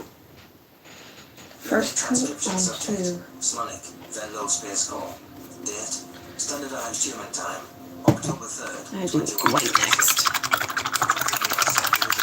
Was my overarching desire, but persuading the Predator proved an impossible task. It baffled me why he believed this confrontation was something he needed to tackle alone. The worry I felt for my human was tremendous. I couldn't imagine how traumatic it was to encounter Sublink with the roles reversed. Beyond that, it was terrifying to be stranded on Earth without him to protect me. Whenever something frightened me, there was the comforting assurance that the vegetarian would fix it. I was beginning to understand that Marcel shielded me from the predatory side of humanity to the best of his ability. It was there to filter the stimuli around me now. You need to get used to humans on your own, Sonic. Toughen up, I chided myself. That orphan toddler is twice as brave as you. Nearly seemed anxious without her scarred predator. The poor thing must be fearful of being abandoned again. Tyler landed babysitting duty for the Khajiit child while her guardian was away. The meat-eater had finally retired to his room, trying to get both of them some shut-eye. As babyish as it would have been, I wished I'd tagged along. Every shadow that danced on the wall seemed like a dog sneaking up on me. There was no chance of getting a wink of sleep knowing I was trapped in a land of predators alone. How could any sane species be alive? With a frustrated sigh, I jabbed the claw on the remote. It was a bad idea to watch their television without supervision, but the boredom was stirring up the dark side of my imagination regardless. The screen opposite the bed flickered to life, set to a news channel by default. A stern-looking female had her intense predatory eyes fixed on the camera. I don't trust the Federation. She asked, None of their information about predators has been correct. The continued survival of the human race is due to their astonishing incompetence, their fundamental lack of curiosity. You, your children, and your loved ones are vermin to be killed to them. These aliens take offense to your existence. Not to the Venlil, I yipped, knowing that she couldn't hear me. The UN ambassador and the Vendel governor never returned from a summit where they tried to negotiate with these genocidal maniacs. At this point, we have to presume that Noah Williams was murdered. Maybe it's time to give the feds a dose of the predators they're asking for. Is this why the Arks had turned on them? How were they really treated at first contact? That statement made my blood boil. How could any human argue with a mountain of footage depicting Arks as sadism? It was an undisputed fact that the Federation uplifted those predators, gifting the means to players a trail of destruction. How could the Terran soldiers return with stories of the Greys rounding up cattle and snacking on living Khajiits mid-battle? Surely no humans bought this outrageous line of thinking. This had to be a sensationalist take to garner publicity for her broadcast. That, or it was satire.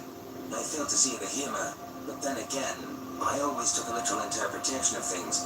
Terran comedy could be pretty dark and tasteless from the jokes I heard in my deployment. Nothing excuses cannibalism and genocide to those who will inevitably take my words out of context. I just don't see a reason to accept a biggot's narrative without any critical thinking.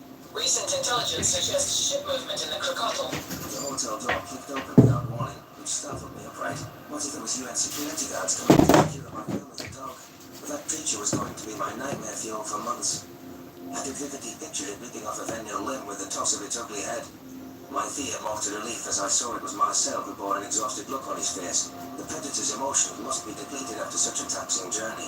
He flopped back first on the bed, allowing the residual tension to ebb from his shoulders. I assaulted him with a hook and ignored the groan as I knocked the wind out of him. Easy, buddy. The human grunted. It's only been a day. I emitted a happy mew as he settled me onto his chest with his uninjured arm. The room's dark environment felt much brighter with my friend to shepherd me. Nothing could harm me when he was around. Not even a dog. The human tickled my chin with a low chuckle, and I rested my paws atop his stomach. My eyes met his piercing gaze. I was worried sick about you. How did it go? Are you okay? I'm fine. I think I'm ready to move forward, He replied. but I don't want to talk about it. Let's talk about something else, all right? Sure. How about what kind of predators humans are? Shit, Slanek. Do we have to discuss that now? It's 1 in the morning. Yes, we do. You promised, and I think I deserve the truth. It's like you don't trust me, even after all we've been through together. Marcel searched my expression, a mix of concern and affection in his eyes. The human seemed reluctant to answer. His fear of losing me was palpable from how his fingers tightened around my fur. What could be so sinister that it would alter my view of him after all this time? I trusted him with my life. If my stupid instincts didn't get in the way, I would take the bullet for him. It's complicated. He growled after several seconds of silence. Humans have employed every predation strategy in the book. Like Tyler said, dogs have helped us. We've set traps, used ambush tactics, fished, raised livestock. Yes, sorry, no, you hate that word. But you asked. I tilted my head. You said you weren't ambush predators. We're versatile. Anyhow, what people claim we are is one of the oldest hunting strategies known to mankind. It's called persistence hunting. The human paused as though expecting a dramatic reaction. My blunt stare seemed to disappoint him. His lips curved downward even further. I could tell how much he disliked this topic, but we had already gotten this far. Is that persistence hunting phrase supposed to mean something to me? Continue? I don't get it. I pressed. Humans possess a high intuition especially in the hot climates we originated in. Marcel closed his eyes, unable to meet my gaze. We were never faster than our prey. We just had more stamina. We chased them until they stopped running. A chill ran down my spine as I processed the meaning of those words. Was he telling me that humans pursued their prey for hours, maybe even days? That they never tired or gave up on a pursuit? Such an ordeal meant their quarry had an eternity to contemplate their demise. The victims spent their last day in a desperate, agonized flight. Their terror lasted much longer than the split second of an ambush. My brain began to imagine running from a human, feeling the burning of my muscles and body. The savage predator would draw closer every time I paused to rest or dampened my pace, knowing all the while that the second my legs gave out, my death was a certainty.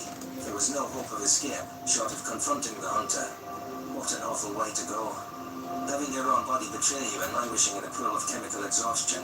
The predator would slowly approach, bloodlust in its eyes, signifying the end. I thought humans showed mercy. They conducted themselves like reasonable, kind and fearing people, not relentless beasts that inflicted torment on the weak. Tears streamed down my face at the thought of my human partaking in that sort of predation. It felt awful to think of him in that regard. If he was born a few thousand years ago, would he have chased helpless creatures through the scorching heat too? Was that what was coded in his instincts? Sonic. Gosh, you're shaking. Marcel rubbed my ear comfortingly. Say something, please. Even if it's that you hate me. Sadness seeped onto his expression, which knocked some sense back into me. It was painful to see how heartbroken he looked. I resisted the urge to squat his hand away and attempted to regain my wits. The predator's honesty was admirable when he foretold precisely how I would react. I knew in my soul that my human would never dream of harming me.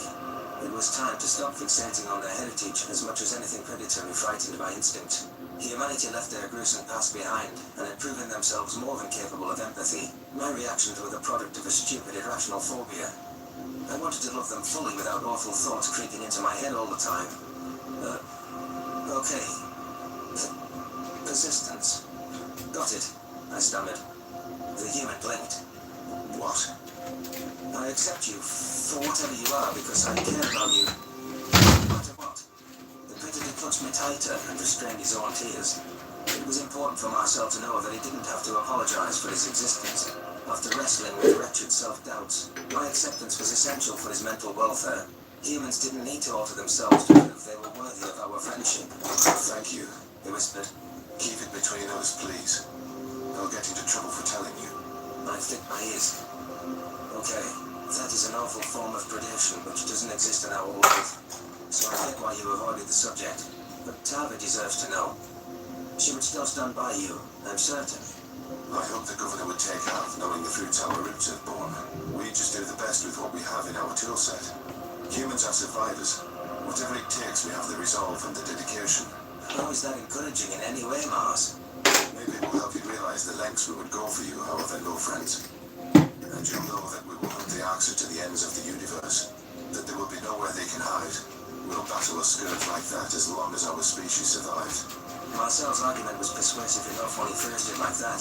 The Tenant pledged to liberate sentient farm worlds, and all of their military aspirations felt much more feasible. An arduous war wouldn't daunt humanity like it did for us. But I suppose there was another positive to the hunting methodology, in that it wasn't a deceptive art. They had no reason to employ trickery or extend the hand in a false friendship. This could be conveyed as a reason to trust humanity if they played their cards right. You should get one of the other people to tell me. You'll need to be more tactful with most, Venlo. Framing is everything. I pinned my ears against my head, trying to keep a storm of negative emotions at bay. Think of a way to make your ancestry more palatable. Maybe just say you can withstand heat better, so your desert pursuit predators, or shift the focus to your recent cattle practices. I'm not sure a close examination of factory farms is a good idea either. Never mind that. You took that better than I expected by far, Sonic. I want to stop panicking, but I don't know how.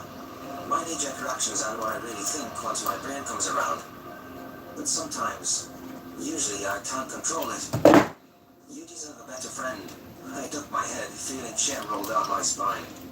Despite my constant efforts, my brain refused to forget that these lumbering crime heads were predators. My subconscious reminded me at every turn that humans weren't like us, and that they could morph into fellow beasts at any second. Marcel did deserve so much better. All that time he wastes comforting me and trying to calm me down. Not tonight. And the bird, the loser. Marcel offered his signature smell, which was menacing yet gentle. I wanted to be part of the First Contact program so bad. Do you know how many questions we had to answer? 30? 50? How many? 200. Plus an in-person interview, a background check, and a psychological exam. All of my communications were analysed since first contact for any red flags. What was your selection process like? I volunteered.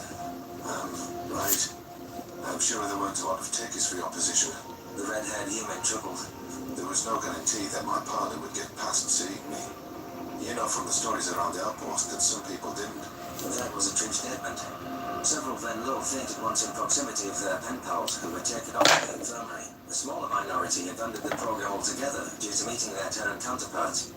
I remembered how my fear had been almost painful that first day. It was no wonder if you Venlo found the humans too intimidating for cohabitation. Still, I couldn't imagine how those predators felt, being rejected on sight after weeks of chatting. The worst horror story was of Venlo that panicked at a human stepping into her room and leapt into self-defense mode. She grabbed the nearest sharp object, which was a pair of scissors, and plunged it into the Terran's shoulder. Our partner, while wounded, was able to wrestle the blade from her claws. The violence was not returned. The predator didn't press charges for some reason, despite Venlo government's offer to prosecute. Meanwhile, Marcel and I shared potato chips on our first day. Not the worst pairing he could have had, I suppose. Anyways, I talked to Lucy, you know, my fiancée on the right here. She wants me to come home, but I've gotten used to having you around. Marcel took a deep breath, scratching his stubbly scalp. Maybe it's not the right time to ask after what I've just told you. No, I'm calm now. Go on. How would you feel about living with us? You can come and go as you please. Anytime you want to return to Venlo Prime, you don't have to stay. But we'll take care of all your expenses whenever you want to be here. I gaped at him. The idea of a permanent residence with my human filled my chest with warmth. But Earth was as alien as any world could get. A trial period was all I could commit to see how I handled prolonged exposure to a predatory environment. Would the UN, or technically the regional government, be okay with my stay? I'll think about it. Does that mean you're going to receive a military discharge? No, but I've requested a transfer home so I can live planetside. I'll only be involved with the defense of Earth should that be necessary. And what about Nunya? She needs you more than I do. She'll be devastated if she ends up in a camp alone. Don't be ridiculous. We're going to adopt her. I already spoke with Maya about the necessary paperwork and is going to contact the American State Department. They're starting from scratch on that one, I think. The Bajik child would be elated.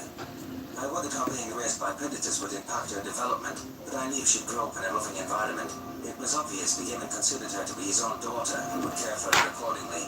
There wasn't a more touching tale than to witness these pursuit hunters rescuing the children of a species that swore to destroy Earth.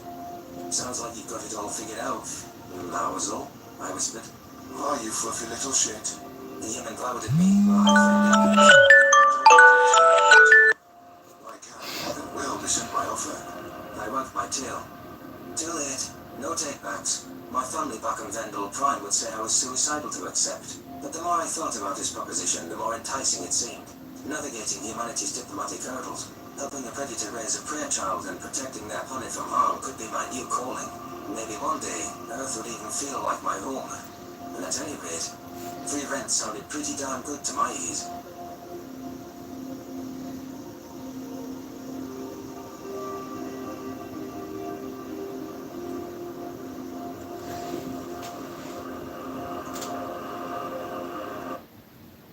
He's back and followed me to the governor's man. Memory transcription subject. Governor Taba over the Vendor Republic. Date, standardized human time, October 3rd, 2136. In half a day, our ship had reached the edge of Republic space and would be able to transmit communications back to our UN contact. The Terrans had been slated to open an embassy on Venlo Prime a few days after our original departure. That meant they would have a full diplomatic staff on world and would be available to help humans abroad. Many Terran nations requested their own embassies so they could conduct their affairs as separate entities. While I liked the Predators, I wasn't giving out an absurd 198 embassies versus every other species singular site. Humans were welcome to bicker amongst themselves about who could send their own diplomatic corps and how to divide the turf if they must. I had no interest in making their discordance my business. My focus was on smoothing over both our relations with the Federation. It was also a priority to stabilize my friend's mental health, especially after weeks of isolation and boredom. Learning how the human mind coped with stress would be useful down the road. After careful consideration of the astronauts' mannerisms, I decided there was no major cause for alarm. All of our research showed that humans were highly social creatures. Ambassador Noah perked up just from having new conversation partners at hand. A few days to unwind in the company of his own people, and he'd be begging to get back into the field. He only needed to recharge his batteries, as the Terran said. Noah's excelled in quite an uncomfortable position, volunteering with the belief that he would be a martyr, standing in as a representative for his whole species. That kind of pressure has to pile up. In conclusion, the International Space Station proved that humanity can cooperate in the stars. The Predator was finishing a story I'd heard before. He had a rapt audience in our massive passenger. That scientists see our beautiful Earth differently from above. The ISS was our first foothold off-world. It paved the path for lunar colonies and set a precedent of joint exploration. So then, why has your planet still not united under a single banner, Noah? You do not care for distant members of your species without, shall I say, stellar view? Came the scoffing response. When President Kupo's question reached my ears, I was concerned that other diplomats would voice similar concerns. The Mazik still seemed leery of the human, despite being thrice the weight of the Predator. No offense to Noah, but I'm pretty sure the beige Pranimal could knock him out with a stamp of his flat paw easily. Humanity's internal divisions were a disquieting issue to the galaxy as a whole. The newcomers seemed to be trying to work up the courage to ask about it for days. With the external threat of predation in our formative years, prey species had to maintain unity. Cooperation was our bread and food sped, so to speak. Indulging in petty squabbles would have gotten us killed. I'd seen several exit interviews with various leaders before we left signal range of Arthur. Many dissenters cited Earth's disputes as proof that the Predators were incapable of cooperation. It was their main evidence that the primates were still warlike and disagreeable. Humans evolved in a lot of small tribes which later became nation-states. These each have their own distinct culture, beliefs, music, stories, cuisine and languages. The Terran ambassador replied, leaning back in his seat. It would be losing a part of our heritage to renounce that. And because of our differing viewpoints, we don't always agree on how things should be done. Kupo flared his trunk. But why can you not maintain your practices under a common entity? You claim freedom of beliefs are a core value. It would be like you unifying with the Navot. You may like each other plenty, perhaps you're even allies, but you would not abide by the same jurisdiction. We have common forums, alliances and trade agreements. So Nicholas was quite mistaken in thinking we do not speak the language of diplomacy. We work together when it matters. It didn't escape my notice that Tosser, the Nivok representative, was watching with interest. The Sipkit, Zerulian and Yort occupants were also observing the exchange. None of them were being subtle with how their ears swiveled toward the Predator. The other Federation diplomats had flown with Russell in a separate ship, too daunted to embark on a human-infested vessel. Kupo was just the only one bold enough to voice what they are all thinking. Now the floodgates are open, I thought. I'd better be ready to intervene if Noah gets overwhelmed. Hand it to Noah. Please forgive my impertinence. Laulo, the Yotl diplomat, spoke in a measured tone. The uplift had given the human a wide berth, but at least was able to meet his startling gaze. Do you humans still find wars when you, disagree? Sometimes. One always hopes those quarrels can be resolved with words. Rest assured, a common threat like the Arxer should place any of our lingering disputes on the back burner. The Federation representatives looked baffled by that answer. As I learned early on, the national affairs of Earth were a complex matter. It was imprudent to deal with any nation individually, since that could be construed as favoritism. Most of the humans' rhetoric was posturing, but they were always locked in jealous competition. It was strange how human tribes perceived their interests as separate. They had much more in common than divided them, and they even seemed to recognize their folly when asked. It was one of the several areas I pointed out to renowned neuroscientist Ilja for closer study. I suspect a human's temper can run much hotter and much quicker than ours. Jawson offered in a matter-of-fact tone. None of my research suggests their end goal is loss of life. It's just the result of aggression. Their predatory inclination is to deal with a perceived threat through violence rather than flee. Not fully accurate, though. Humans have a fight or flight response. It varies from person to person and what temperament they have. Some of us are wholly incapable of aggression. A contemplative silence fell over our entourage, and Jawson scribbled something in his sketchbook. That last tidbit was news to me too. I assumed aggression was part of every predator's natural makeup, since that ferocity facilitated their ancestors' survival. Were there really some humans as timid and anxious as those, that cowered at threats like Van Mill? If so, it was obvious Noah was not one of those humans. While the ambassador was skilled at masking his emotions, hostility seeped through whenever he saw that Van Mill threatened. Its source was almost paternal. The look in his eyes at first contact when he watched the Grace tormenting our pups was apoplectic. Lots of compassionate humans were angry when they saw those videos. I wish we were home so the Federation could meet the volunteer doctors and aid workers. It's been too... A rattling noise hummed through the ship walls, jolting me out of my thoughts. This time, it was more insistent than its previous occurrences throughout the journey. There was no reason a ship which deployed the Ergo should experience issues, but it roused some worries nonetheless. Hey, Taba, not to stir panic, but is that grating sound low? The Terran ambassador asked. Something felt off with the shuttle since it took flight. The Predator's unease validated my suspicions. I was inclined to propose further investigation, even though we were one territory away from home. The last thing we needed was to be stranded in space with a bunch of skittish diplomats and an inoperable ship. I tilted my head. No, it's not. We're going to run a ship diagnostic just to be safe. Lalo raised a peach-colored paw. It's coming from the curling shaft. We should take a look there. As if you know. I'd hardly trust your elf to fix a sailboat. The printing press is a novelty to you primitives. Were your ancestors born with spaceships? They were glowing at her, and Yvonne froze in his ocular intensity. I didn't know we were graced by the presence of a species that were endowed with divine knowledge. Tosser quivered, her icy fur raising along her hackles. We found our way on our own. We didn't have everything handed to us. The Otto would have learnt on their own with time.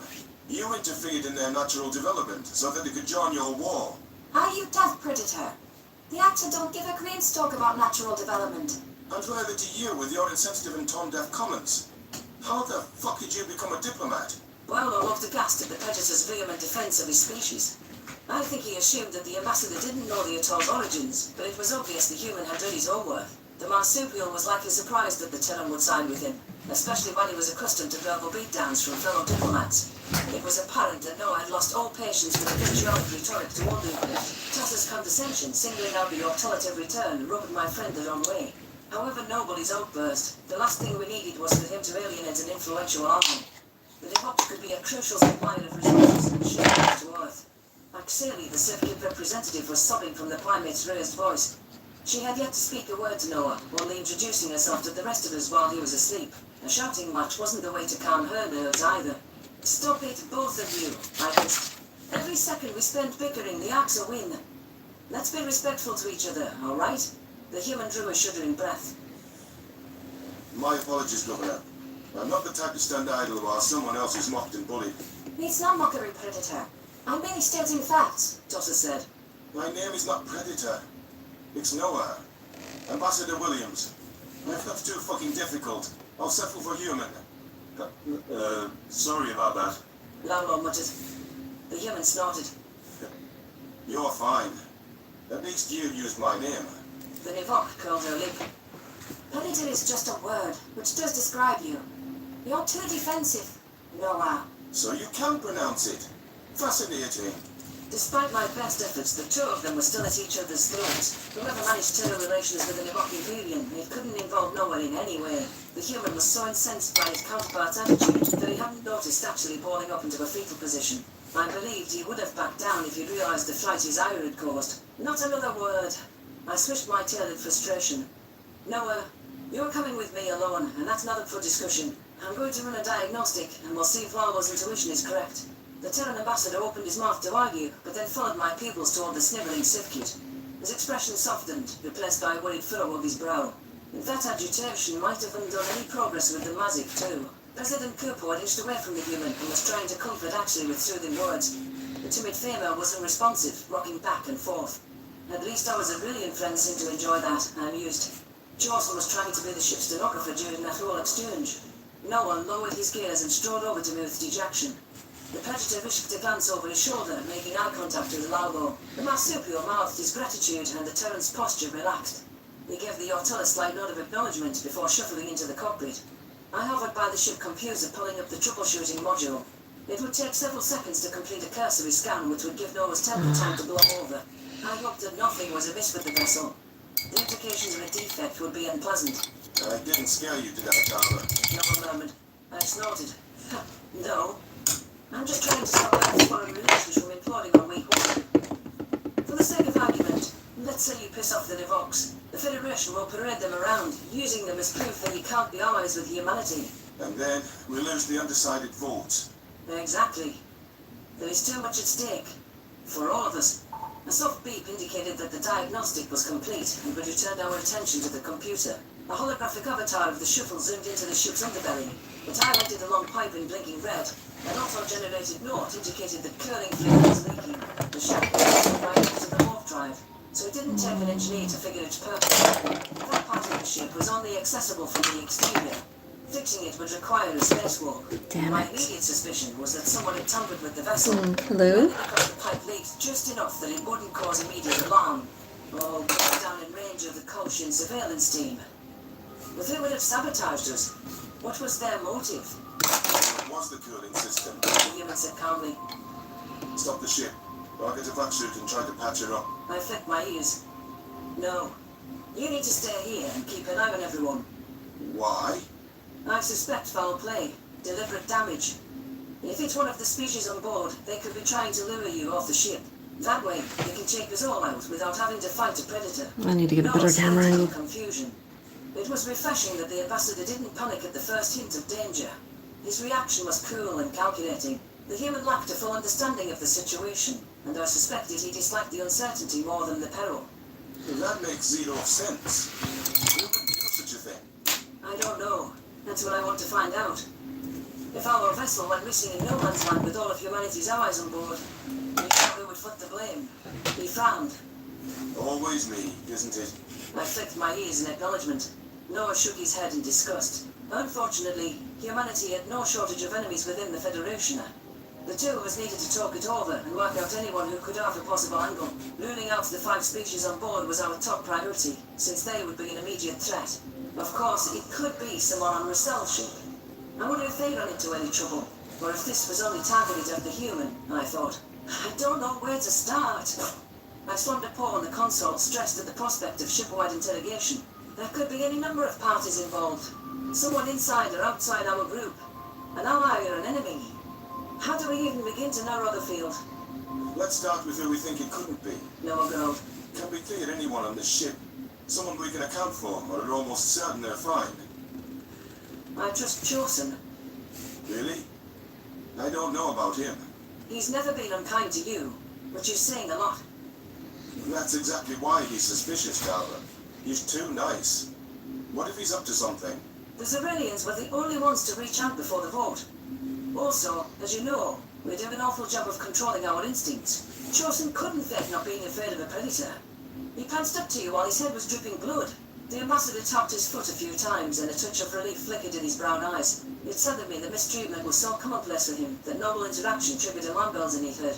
The Zerelian scientist was the only person I'd seen attempt to squash his instincts in his first meeting with a human. If we trusted Jawson, bringing him into the loop might not be the worst idea. 3 minds were better than 2, and he was intelligent enough not to jump to conclusions. Besides, Someone needed to mend the curling shaft damage. I would volunteer, except that with my technical know-how, I was more likely to make the warp core spontaneously combust. The fewer people know the true reason for our predicament, the better. Let's hope Chosen can keep his mouth shut when asked. Sharing my suspicions with the entire ship would only incite panic and lead to infighting and accusations. Knowing how paranoid some species were about predators, they would find a way to blame Noah, because obviously the nefarious human would cripple his ride home after weeks of imprisonment for some illusory goal. It made perfect sense. If you didn't think about it. I sighed. Do not tell anyone anything, other than that we're fixing a minor problem. I'm going to fetch Chosen. The human nodded. It's got a blue eye, but I can't really see it. Be an observant predator like Noah. One way or another, we were going to get to the bottom of this debacle. I suppose it was too much to ask for these introductions to be smooth sailing, and for Earth to attain some genuine allies without any hiccups. When I ascertained the responsible party, they were going to receive some harsh retribution, courtesy of the Human Vendel Alliance. Special K has real whole blueberries and whole grain. Real ingredients, real delicious. Memory transcription subject. Governor Tarver of the Venlo Republic. Date, standardized human time, October 4th, 2136. The shuttle halted at the concept shop in mill space until the necessary repairs were complete. This delay tapped hours to our travel time. Shit, Jill. If the drive overheated, the explosion would bring about our swift demise. I wouldn't have the passengers reacting to our sudden stop and my refusal to explain any details. Jordan hadn't taken any convincing to come to aid, even after he processed the murky truth. He was pacing back Motherfucker. and tongue lobbing out of his mouth. With his quadrupedal stature, this Aurelian barely surpassed the human's knee. Noah was biting his lip, and I assumed the predator was holding back a reaction to the adorable scientist. Now was not the time to divulge our wrinkle to our new friend, especially when that furry guy was the potential ally we were most optimistic about. I sorted through the shed-conforming vac suits, picking out one design for small quadrupeds. Strong magnets fixed a standardized toolbox to one sleeve. Said about a few science specials, but heard Chosen for basic repairs. Thanks again for helping us. Do you think this is something you can handle? I asked. I'll do my best, Tarver. The Cerulean wiggled into the suit, baring his teeth in discomfort. The fabric must feel restricting in all the wrong places. We only need it to hold together long enough to keep it plastics. Let's just try to minimize the stress on the warp drive. Slow and steady, I confirmed. But remember, this is our secret. We don't want anyone else getting wind of this. You really think it's someone here? Why would they damage a ship they're on with a, Noah rolled his unreal eyes. Predator? It's okay, you can say it. Jordan winced. Yeah. I don't see the logic of that plan. If everyone were logical, this all would have been much easier, I responded. It's just a possibility for now. Honestly, it's likely that it's someone outside this crew, but some people would sacrifice themselves in a heartbeat to fight flesh-eating monstrosities. I can feel the love. The human growled. You'd be better off to seek respect rather than love. Joseph struggled with his headgear, fumbling with the clip. Love can be quite the fleeting emotion, you know. The quadruped flicked his ears with annoyance, and Noah helped him click the helmet into place. Those opposable thumbs were more useful than most species' toes and claws.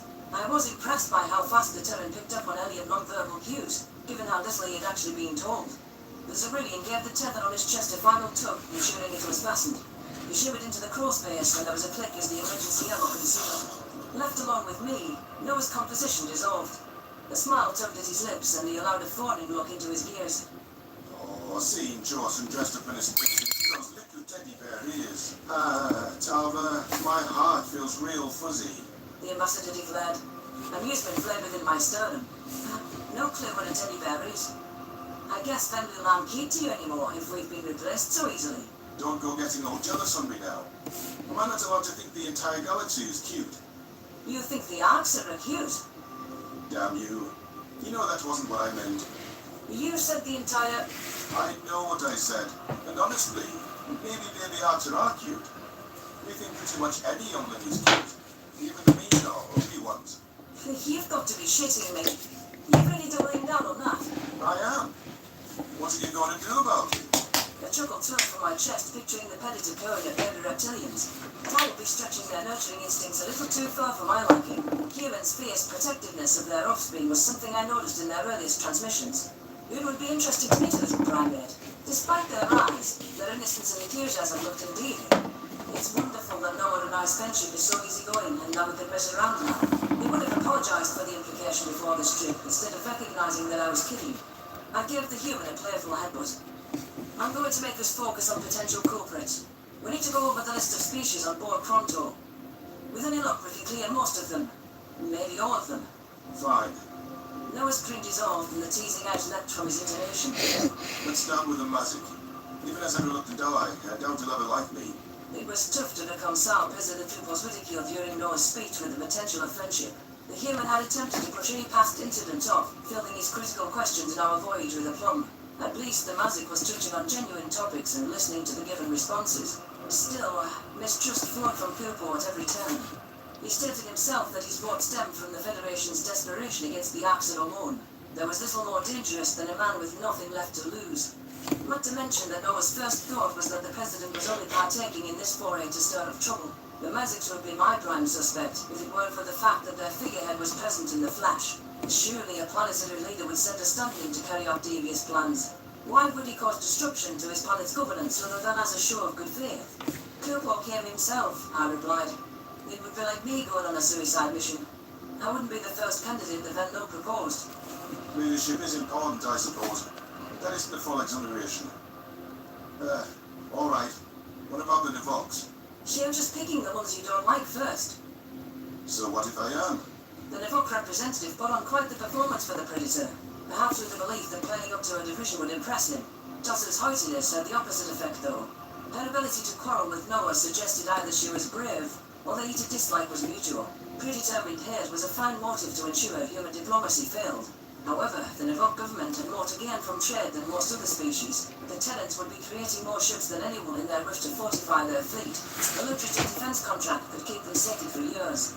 War was profitable for manufacturing powers. I think Tossa dislikes Lolo more than you, I snorted. The Nevok Imperium are using you for economic benefits if you hadn't already figured that out. They don't accomplish anything from getting us all in space. Noah scratched his chin. But what if they did get something? What if someone like the Kukrukl paid them off? While the Nevoks could be bribed, their price would be steep enough that you could buy a whole colony instead. If I were an outside actor, I'd do it myself, or find a cheaper entity to do my bidding. It doesn't have to be their government, Tava. You could be a rogue actor, a single person who was swayed and broke with official policy. We don't have to assign blame to an entire state. Sure, but I think you just wanted to be the Nevoks, so that you can gag their diplomat. That is a baseless accusation. Right. I'm just going to move on. That just leaves the Civ Kit and the Yoto. It would be simpler to make a determination about actually if we had gotten more than a sentence out of her this whole trip. She displayed more skittishness than the rest of us combined. What if that extreme terror stemmed from concerns of the Predator catching her treachery? That, or her pre-existing fear had driven her to act against humanity. However, her open cowardice didn't match with the profile of a martyr or fanatic. I'd expect a little more hatred and regret from such an enemy after witnessing the sadistic behavior of Sovereign. Though it was a long shot, it would satisfy me if the humans captured that officer during their war. I wouldn't blame the UN for executing the Gajid on the spot. If Sovereign somehow survived, I'd want him tried an hour court for throwing away Ben Mill in a filthy cage with a Predator. Not that Marcel was ever going to eat Sonic, but that was the captain's intent. That's attempted murder. Noah tilted his head. Right now, the only thing the Civ Kits are guilty of is a poor choice of personnel. But that's a bit harsh. Everyone copes with Thea differently. I pinned my ears against my head, recalling how disastrous first contact was. My diplomatic advisor passed out at your initial smile, but now he loves humans. Actually might warm up to you too. Actually? That's her name. Gotcha. Now, onto the Yoto. I sensed the marsupial was Noah's favourite. That said, having species on board, Uplifts had the most to gain from a ploy. Outfoxing a predator was the ultimate display of intellect. It would be the swiftest way to silence any primitive jabs. This sabotage could be a calculated risk to garner respect from some Federation peers. Come to think of it, Erlo was the one who blurted out that the Königschaft was the culprit. The fact that it was just as he said was an oddity of itself. That he hadn't wavered while being discredited and badgered by his colleagues was even stranger.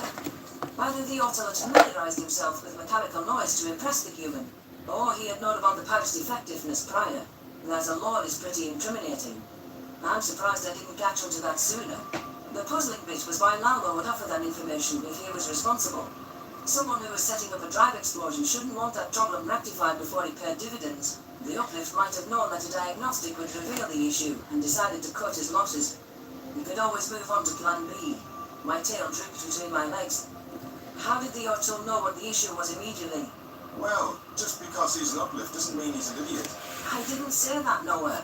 Every other passenger, including myself and you, had no idea. We've been on ships our whole adult lives. It could be a lucky guess. Maybe Lalo studied to be a mechanic. We haven't talked about our personal aspirations. Even then, there wasn't a trace of doubt. He stated it as fact, not preceded by an "I think" clause. It was like he knew he was right.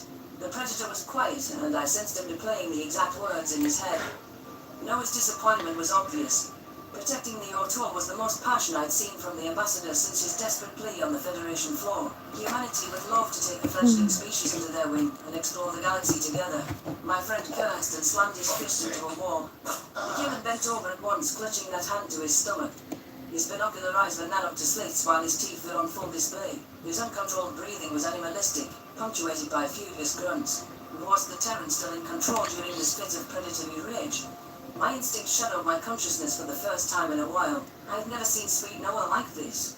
He took all of my willpower to step forward and place a shaking paw on his arm. "You're hurting yourself more than the war," I shrieked. "He doesn't feel pain." I know that. His lips twitched as he nursed his injured hand. Look, I don't want it to be outlaw. The O'Toole are a newer species who don't have historic prejudices against us. We don't know it's him. Let's not overreact. You are right. It doesn't make sense how we knew with such confidence from that one sound.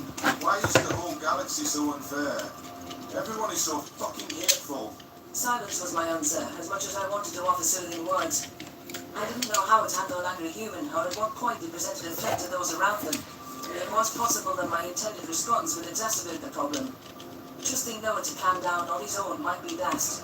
I took a deep breath and turned my back to the furious human. It felt wrong to leave myself unguarded, at least while he was in attack mode. Forcing my eyes open, I searched through a mini-fridge. There was no ice, but hopefully a cold water pouch would suffice. The burning in my chest eased once I stood upright, and the Predator was back in my vision. My claws wrapped around Noah's wrist, luring me into his racing pulse. The Ambassador allowed me to move the aching hand, and it slackened in my grip. I gently pressed the water container to his knuckles. At least that would ease any physical pain. Thanks, darling. Sorry for blowing up in your face. The human's dilated eyes went mine for a moment before he looked away.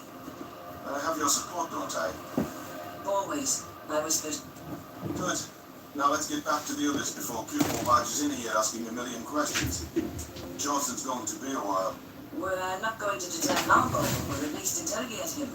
If I type the O'Toole now, how are the others going to react? My explanation won't matter. This needs to be handled quietly. It's better to act somewhere than we're in complete control.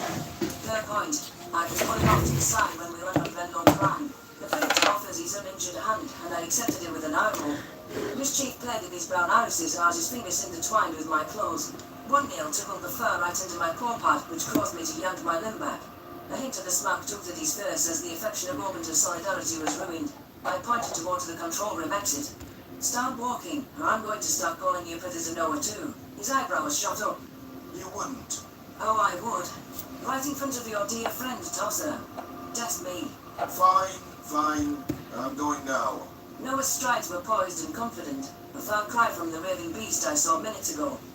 I followed him into the cabin, and our return caused the guests to break off their discussions. Actually, he had been speaking with Kupo, but she skidded away at the human's return. She couldn't keep doing this for the entirety of her visit. There were going to be hundreds of UN personnel on site when we docked.